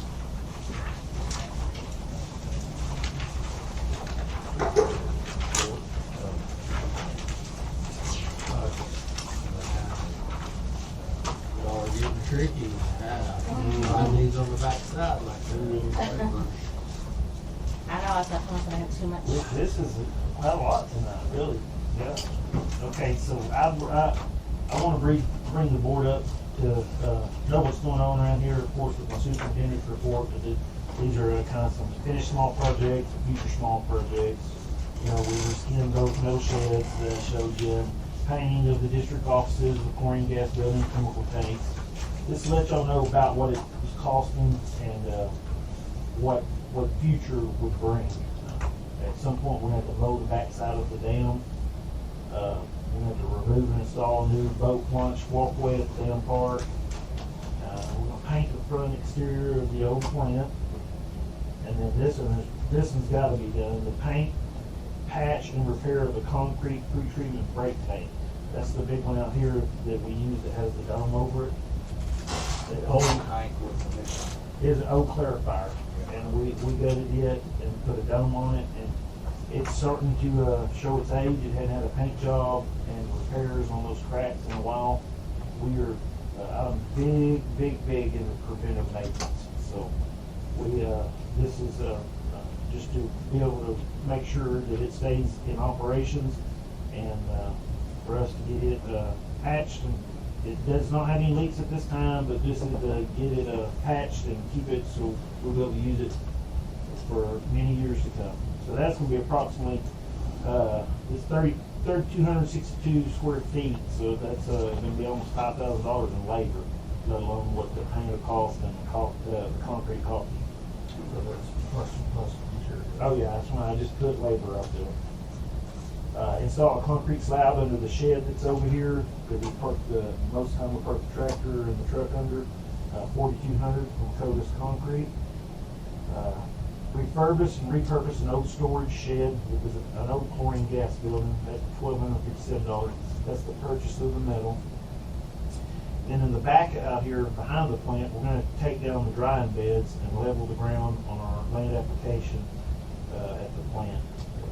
Now, since those drying beds, if you remember whenever we had the lagoons cleaned out, all that had to go into drying beds, and now that's dry, since we haven't got any rain. And so at some point, that's gonna have to come in front of the board, and so that'll be a cost, so that'll be, $20,000 probably to get the dozers out there and get that level back out. But we're required by TCQ to return that to its land application.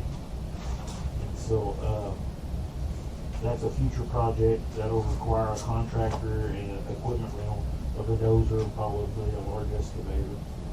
We're gonna install, post and guard railing at the chopper block. That expense will be bolts and equipment rental. And then Don wants to continue the pipe fencing along the front entrance at chopper block. That'll require the pipe and the equipment. We're looking at oh.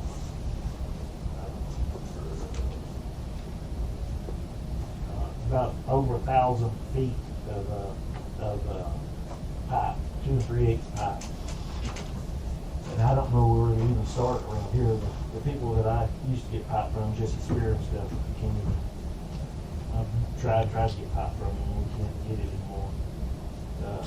But Don, you remember you wanted to continue the pipe Well, fixing? I'd like to just, Yeah, let's feedback from the rest of the members of, if that, think that's vital or not.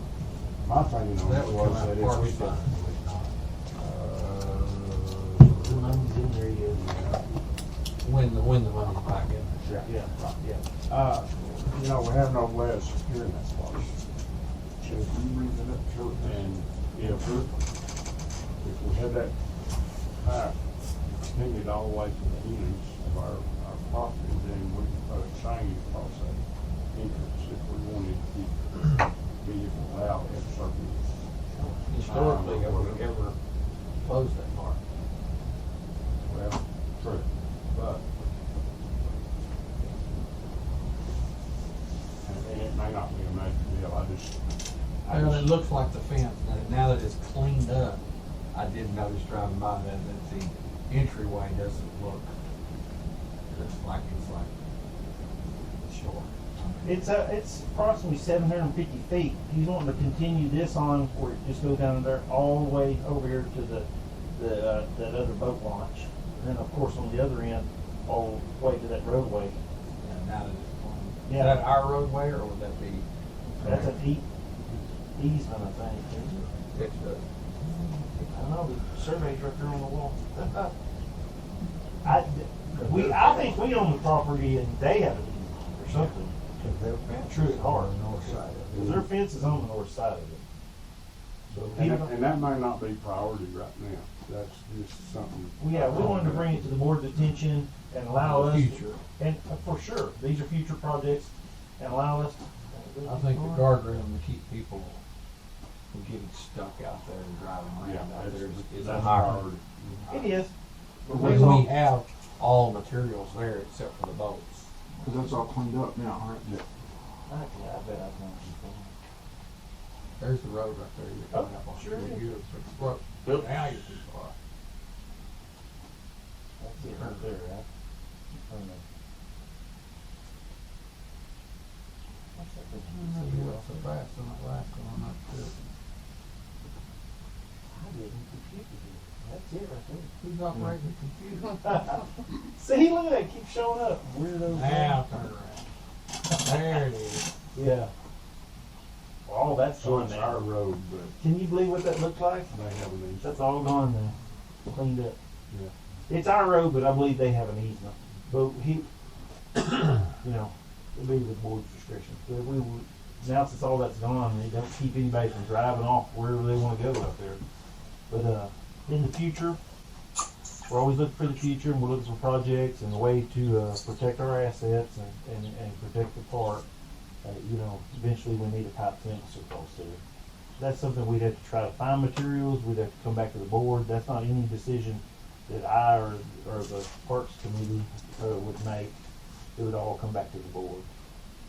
But it's just a thought that, Don, pitched to me. I think it's a great thing, and it's something we'd like to do in the future. Protect our parks, keep things nice, Control action. control access.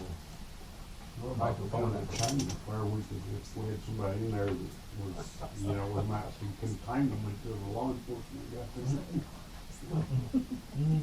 The vehicle. Sometimes we might want them to leave anyway. Yeah, we can contain the vehicle, probably not the person. There's So you- approximately 750 feet of it, and then you have every 10 feet you have 4-foot pipe going down, so. Well, that's not priority, we don't need. No, but it's something that they need to think. When we did it, I'd suggest we go ahead and put a gate. I don't like the idea of a chain hanging down, so I think something with a signage on it to keep someone from impacting or hitting it, you know. So a gate would probably be appropriate, so. So you're this is, right. I put this as agenda item so we could discuss it, and, I gave you my short list of things that I need done, I like to see done, and improvements. And we're always looking at, doing better out here. We want to, first and foremost, produce, quality water for our customers and keep everybody safe and, preventive maintenance and, maintain, our assets. I personally think we ought to let Chad get, that old clarifier or brake tank Yeah, that's taken care of, cause that's, I think, would be a priority out of this list. And, Yeah, I'd like to get the rest of the painting done, the concrete slab poured, and for sure the brake tank. The brake tank's gotta be repaired. That's something. You know, I mean, if it's your decision if you wanna put that in form of a motion or just allow me to handle my superintendent duties or however you wanna do it. that this could be scattered out over a few months' time. you Yes, know. sir. Yeah. I think take advantage of the lake being low and look into this boat launch walkway situation. Yes, sir. What would be easier to do now. I was hoping to come back with a quote on that, and, the one person I've spoken to has not got me a quote back on that yet. But yes, yeah, while the lake's down, that's for sure a good one.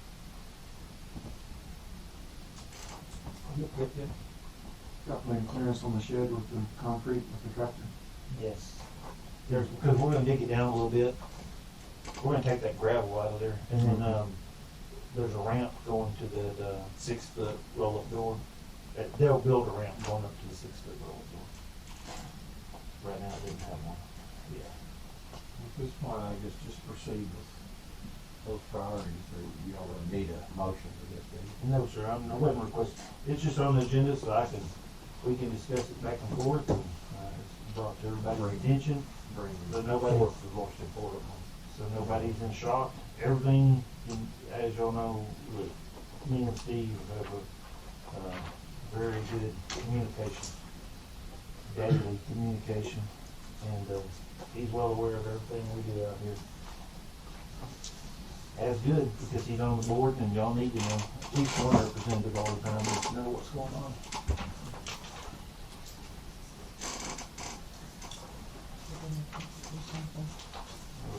So you don't need anything approved tonight. Well, it does say discuss and approve on there, so, you do need to make a motion, even if it is to. Let him allow his discretion on this. Yeah, and bring them forth as, individual projects, so I'll make that motion. Have a second? Second. Motion been made and seconded, all in favor? Aye. Unanimous, thank you. Thank you. Okay, number 9, discuss and approve dock permit for Gene Burkhalter. Burkhalter. Okay, Mr. Burkhalter's is actually pretty simple. He is taking out the old dock and putting in a new one. Chad and I did go out there. It is, there's 5-foot clearance from his, either side of his neighbors. There's 30-foot clearance,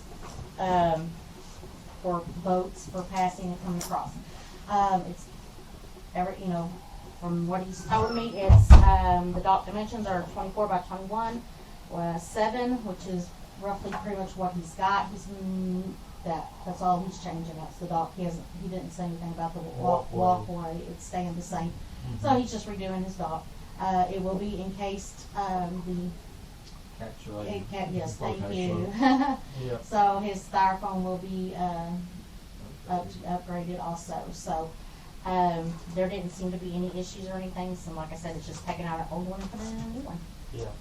We took these pictures, did our site inspection, everything he said was out there. We don't see any issues with the board. Issuing a permit for a dock replacement, the electrical and everything was above the elevation it needs to be and stuff, so. I think it'll be a good benefit to get that out of the water and something newer and modern in the water.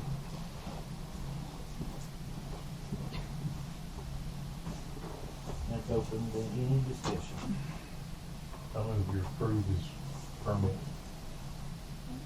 You have a second? Second. Motion been made and seconded to approve this dock.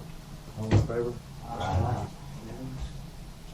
Number 10, discuss and approve lake lot lake lot, cleanup, dirt work and improvements for Ryan Winkler. Okay, Ryan is a little more, Okay. yeah. Okay, let me see what picture. Okay, with this picture, make sure I've got all This is this. on stuff. the island. Yes, Yes, this, it's yes. on island. He come to us a year and a half, 2 Facing years La ago. Mancha, looking West. east, looking east, his house. Looking east, Yeah. facing La Mancha. Yeah, his neighbor's the first one there, and then he's the second one. He's wanting to build a pad. He's already paid for the storage building. He's wanting to build, Okay. but he's Shop. shop. Yeah, Shop. okay, That's the little circle up there. Yes. yes, That's oh, the pad. But he's gonna have to build it up. Bring it up. Yeah, bring it up some. okay, where the blue is, he would like to remove the silt and clay, roughly it's about 2 to 4 feet of that. And put that he's removing where the brown is. Now, over when I have, the first places, like once he removes the blue, where it's at blue, to put it in the brown, is going to be right there where the boat ramp and a dock, will go. Okay, so that's these two places. Yeah. Oh, you still want that? Yeah, I still want that one. Okay. Is right here. So, okay. This would be, I'm caught, sorry. All right. So, removing it from here, right about 10 feet to 50 feet. He said altogether it's about 50 by 30, like when he comes all the way this way. He remove it from here, place it here, so that he can do his dock here, which I do have the dimensions and everything for the dock, and then fill in over here. Also, the rest of this that's being removed will go up here for his pad, to level that out and to put it up a little higher. I do have the dimensions for that here in a minute. And then to move over here, this is his neighbor. His neighbor is in agreement with all this because he's getting some of his built up. Now, over here, this is only if this is a problem. He's fine with it. It's only if he doesn't run out of this after doing these three, okay? It would be putting dirt on either side of that road to build it up, because right on the side of the road it like drops off a couple of feet or 4 feet. I think he said it. The biggest part. Yes. So this would be on, like some on this side and then cross the road on the other side. So he said that he would understand if, that's a no, because that's not really a priority. It was just something to possibly do with any leftover, if there was leftover after doing this. My thoughts on that Causeway Road, that's not our road. No, It's the county's road. They maintain it, and that's correct. I think that we need to leave that part of Yeah, it it would alone. not be our recommendation for him to put him up there by the causeway. Now, his neighbor, we did meet with the neighbor at the same day, and his neighbor is 100% in agreement of all this, and having the dirt put up there in his low-lying areas. You could talk to the county though, right? He could go talk to the county. Correct. Yeah, That would- yeah. That would be their decision, Yeah. is what I'm saying. Yeah. He is, let's see. The catwalk, for the dock there with this little drawing, he said that would be about 28 feet. The dock itself would be, he's not real positive on the dimensions of the dock, possibly just, he said your typical, he'd be right up on here. His dock, yeah, 20-foot long dock, that's what it was. What's 50 by 30? He was saying that, The entire area. yeah, The that volume of that whole, blue? yeah, Just sitting here playing with it, that dock that's out of the ground over there, that walkway, mhm. that's 88 feet long. So I don't know where, at 50 by 30, I'm not sure I'm up to speed on the measurements here. Well, it looks like he's showing that blue on the left, 10 feet wide, Yeah, and trying to justify the other side somewhere in the neighborhood to come up to 30, mhm, and then the total length of 50. yes, So square area, So there's the start. what's that, 1,500? And I have a bunch of aerial pictures too. It's Yeah. 143 feet. Yeah, cause he's saying the location length of the dock is set, however, exact dimensions are not finalized. Roughly 28 foot to 20-ish foot long dock. He will build with the encapsulated foam floats, in quality red iron construction, no oil fill pipe. His pad, is a rough, 30 by, it says 30 by 60 pad, Stop. for the shop. It would be about 18 inches tall. If y'all do not allow for him to move the dirt, now of course, all this dirt moving is still below the, 13, yes. He is not moving dirt up above 1385. It's all underneath that. So he's not taking the dirt away out of any, locations he is not supposed to. He said if he, the ramp, is gonna be possibly, that would be this thing here. Yeah, the little purple one he wants to do, he says if he does this, and this would probably be like maybe one of the last things he did if he did it, and it would be approximately like 40 foot, and it would be made with, broken up sidewalk, then covered with concrete. If not sidewalk, then he might do riprap and concrete. I think if we approve this, we should do it in phases. Dirt removal and then revisit the dock. I think you need to go visit it with a tape measure, because I think. Can I go to the other pictures? Yeah, go. I mean, from what I'm seeing and what his measurements are, there's a lot of difference. And I'm not sure that that's a bad thing, but we need to know what's actually gonna happen. This is actually the beginning of This the is- war digging out there. Mm-hmm. Yeah, and that's where he's planning on putting his shed or workshop or whatever that is. Yeah. That's what that, Approximately how far is he intending to raise that? he said it would be, 18 inches? It says pad, the pad would be 18 inches tall. That's where he done some of the digging already from last year. Yeah, I flew that at one time when all that was going on. We Yes, got you did. video of that. The measurements look, from that picture, looks bigger than the numbers we see on that drawing. Yeah, 'cause you can see, Can you back up one, Chad?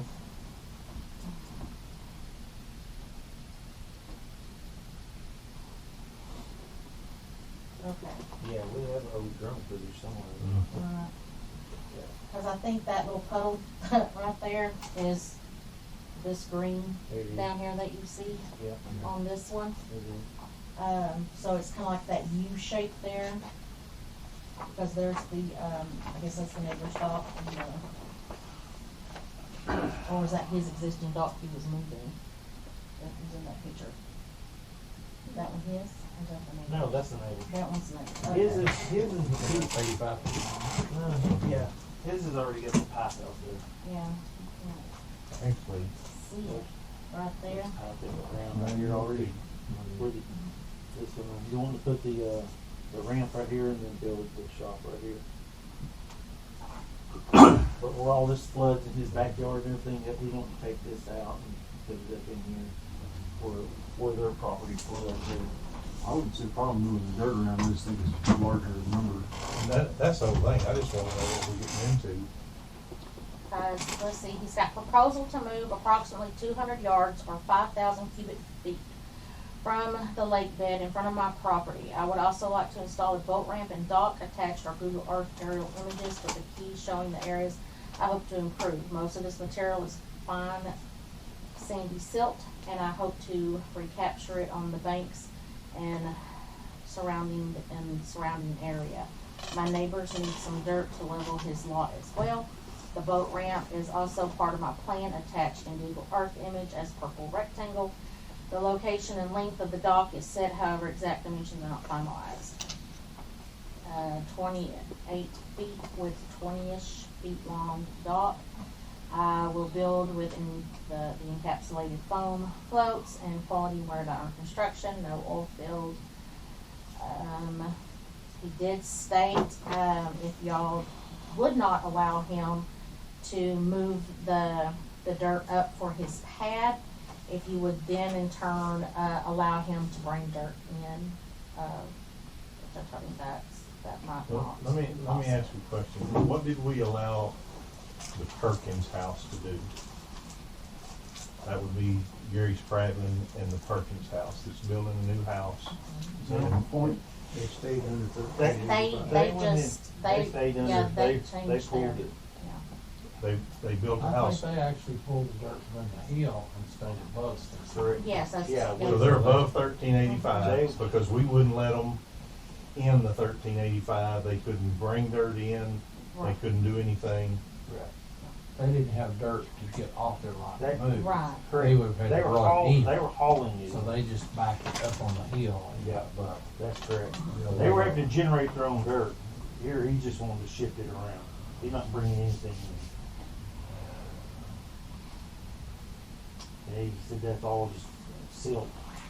So, You know, one of the biggest fears I have is when we make a decision like this, the ramifications that rattle through the lake from here on. We'll be dealing with this.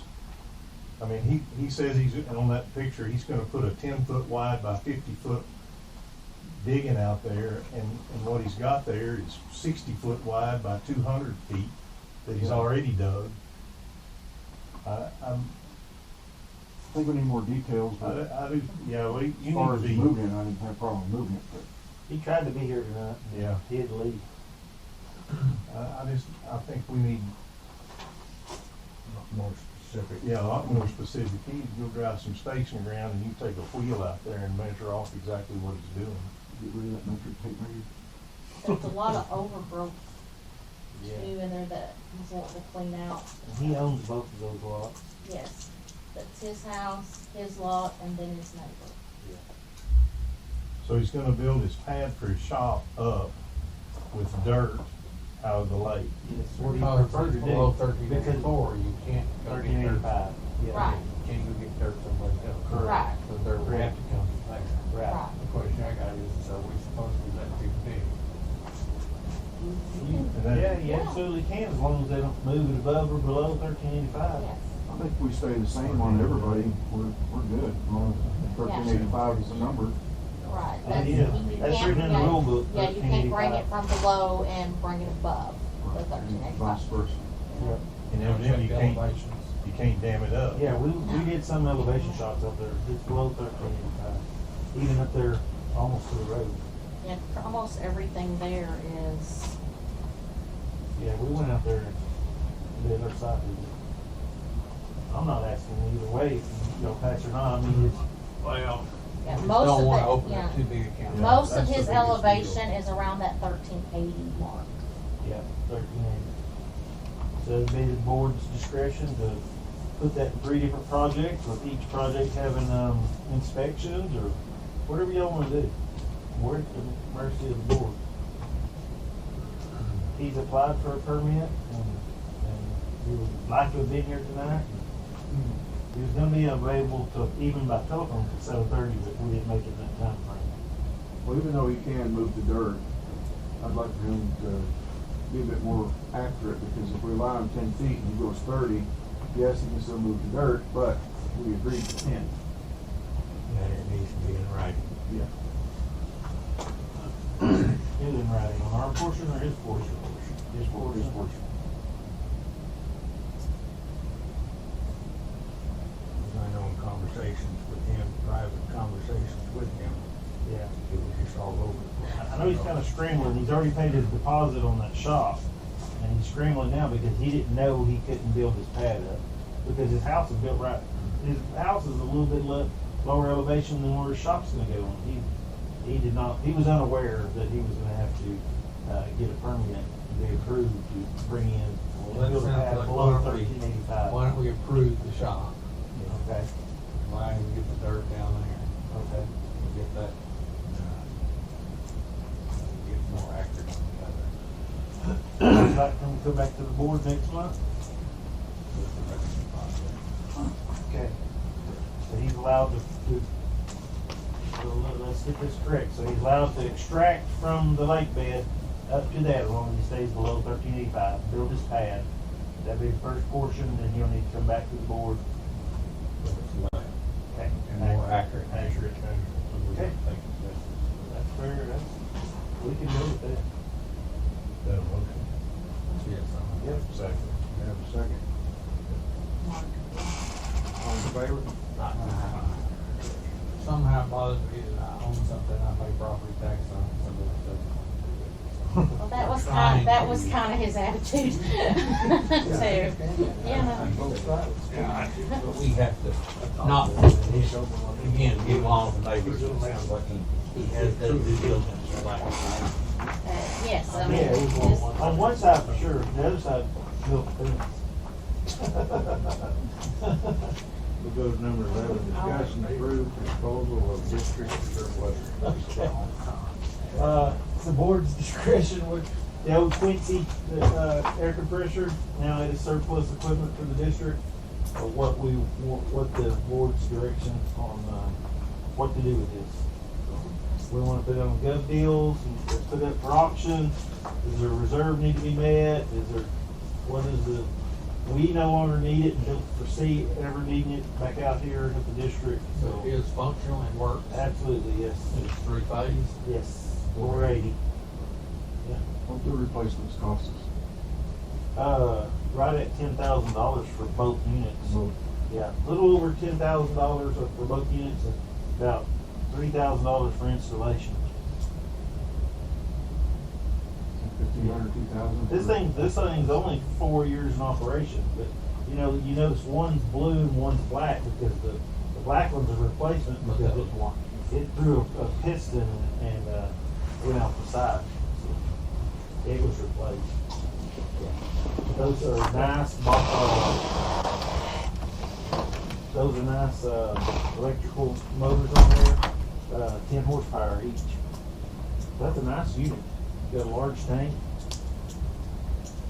I'll make a motion to put it on gov deals with $2,000 reserve. Gov deal is $2,000 reserve. Motion been made, seconded, all in favor? Aye.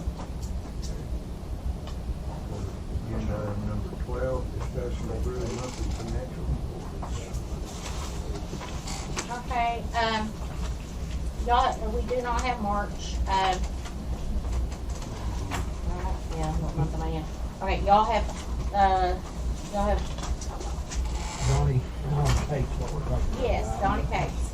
Okay, y'all had tabled, January because y'all were wanting some journal entries to be done, before y'all approved that one. Y'all did not have the February one at the time, so February got tabled as well. You now have February, however, those journal entries still have not been done because journal entries aren't, the 2020 big journal entries won't be done until after y'all have approved your audit, which you did. So, My suggestion would be that we don't approve these, table them until these new adjusting entries are that made. way all of them reflect, the journal entries that the, They're playing the game. Yep. Move we table these, the old journal entries are done. Motion has been made, second. Yeah, Terry.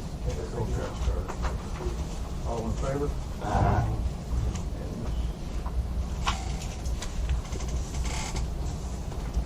Number 13, discussion approved minutes of the March 21 and April 11 meetings.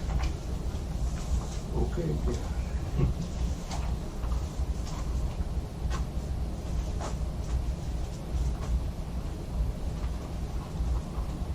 Okay, Vernon. Minutes of 21st. March 21st. Vernon stated currently they are not, but will be added to the, didn't quite understand. well, it sounds like we're Where letting you out at? some words. Hold Done. on. Let me- I was thinking faster than I was typing from the sounds of it, kind of. Go down the page to the next to the last group paragraph, where it says Vernon, read across there. Okay. Vernon. some of this. Page again, Front page. You gotta read the sentence in front. is it 861, 862?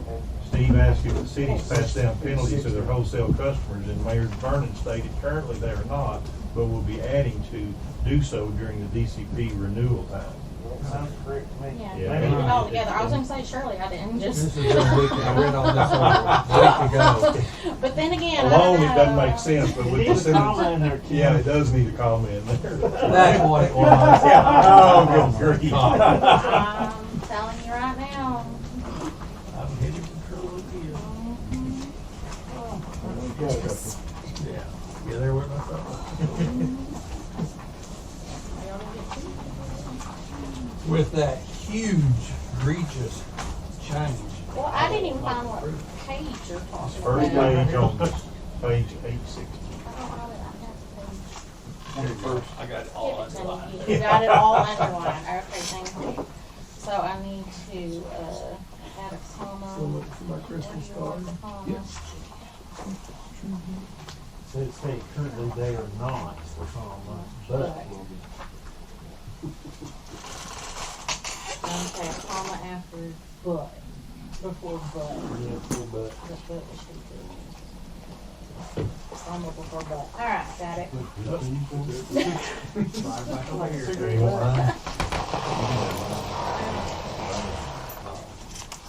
Here, cause I don't,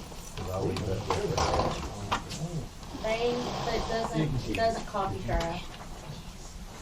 Watermark. Yeah, watermark.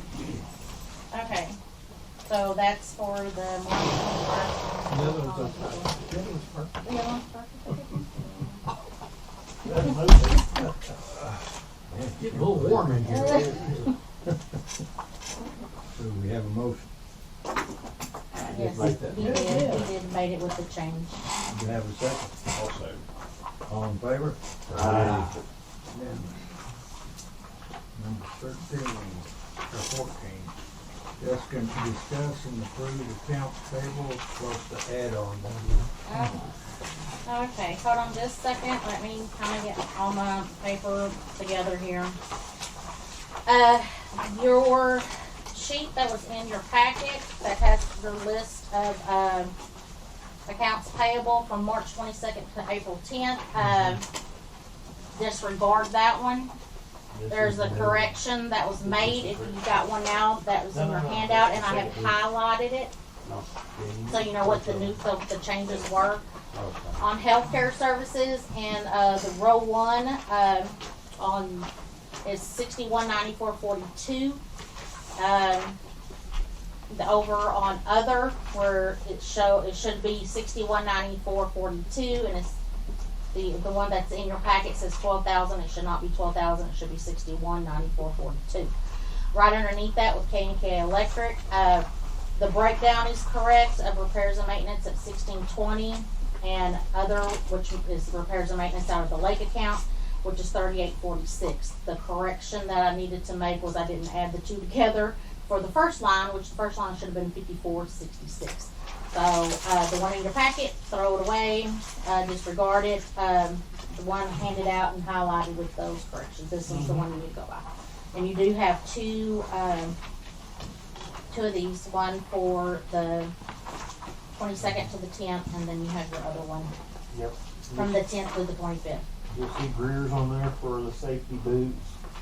Tellus equipment, that's the old cart tractor from De Leon, 2381.94. That was repairs and maintenance to the lake zero turn. What they do to it, Ken? All new decking, it had that spindles and all kinds of stuff. Yeah, they were high dollars. Very proud of them. Oh, this metal building, It was green. repairs and maintenance, resheeting. Yes. Yes. Yep. Re-skiing, re-sheeting, yep. Those really look good, by the way, in my opinion. The Flintstone on there for 832, that's for, the contractor for installation of the air compressor in the membrane plant.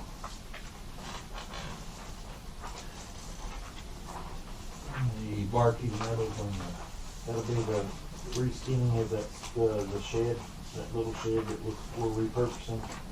That is, the old, corn gas cylinder, storage. Kent Scarborough That's attorneys.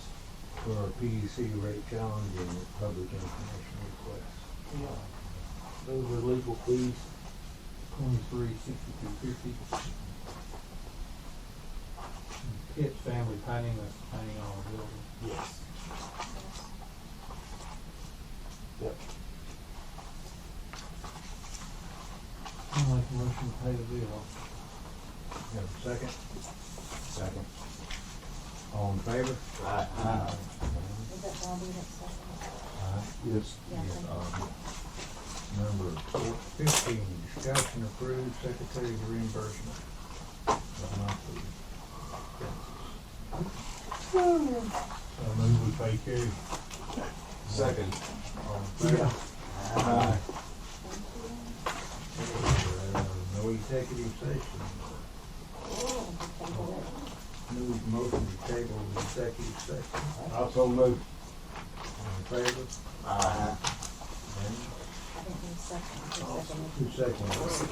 I'll say. Okay, thank you. Every one of them is. One item missing. Second page, On the second page. second page. No, I was talking about the tabletop exercise. Oh, they didn't make it on Yeah, there either. it didn't, did it? It should have. Yeah, it won't make it this meeting then. Okay. Who's motion? Don. Don. Now, Leave it over the there, wait attorneys, till Don. we had to make it to the newspaper in time, so the attorneys approved it. Yes, they approved it. They take it. Yeah, motion to adjourn, Don? Yes. Second. All in favor? Opposed? 8:12. I abstain. Been all right? That's all of Good. them. Okay. Come back and get it, get the whole thread, obviously. You did? That's the end of the day. Yeah. We had an option days, I remember. I was sitting here Figure thinking, it out. he needs to get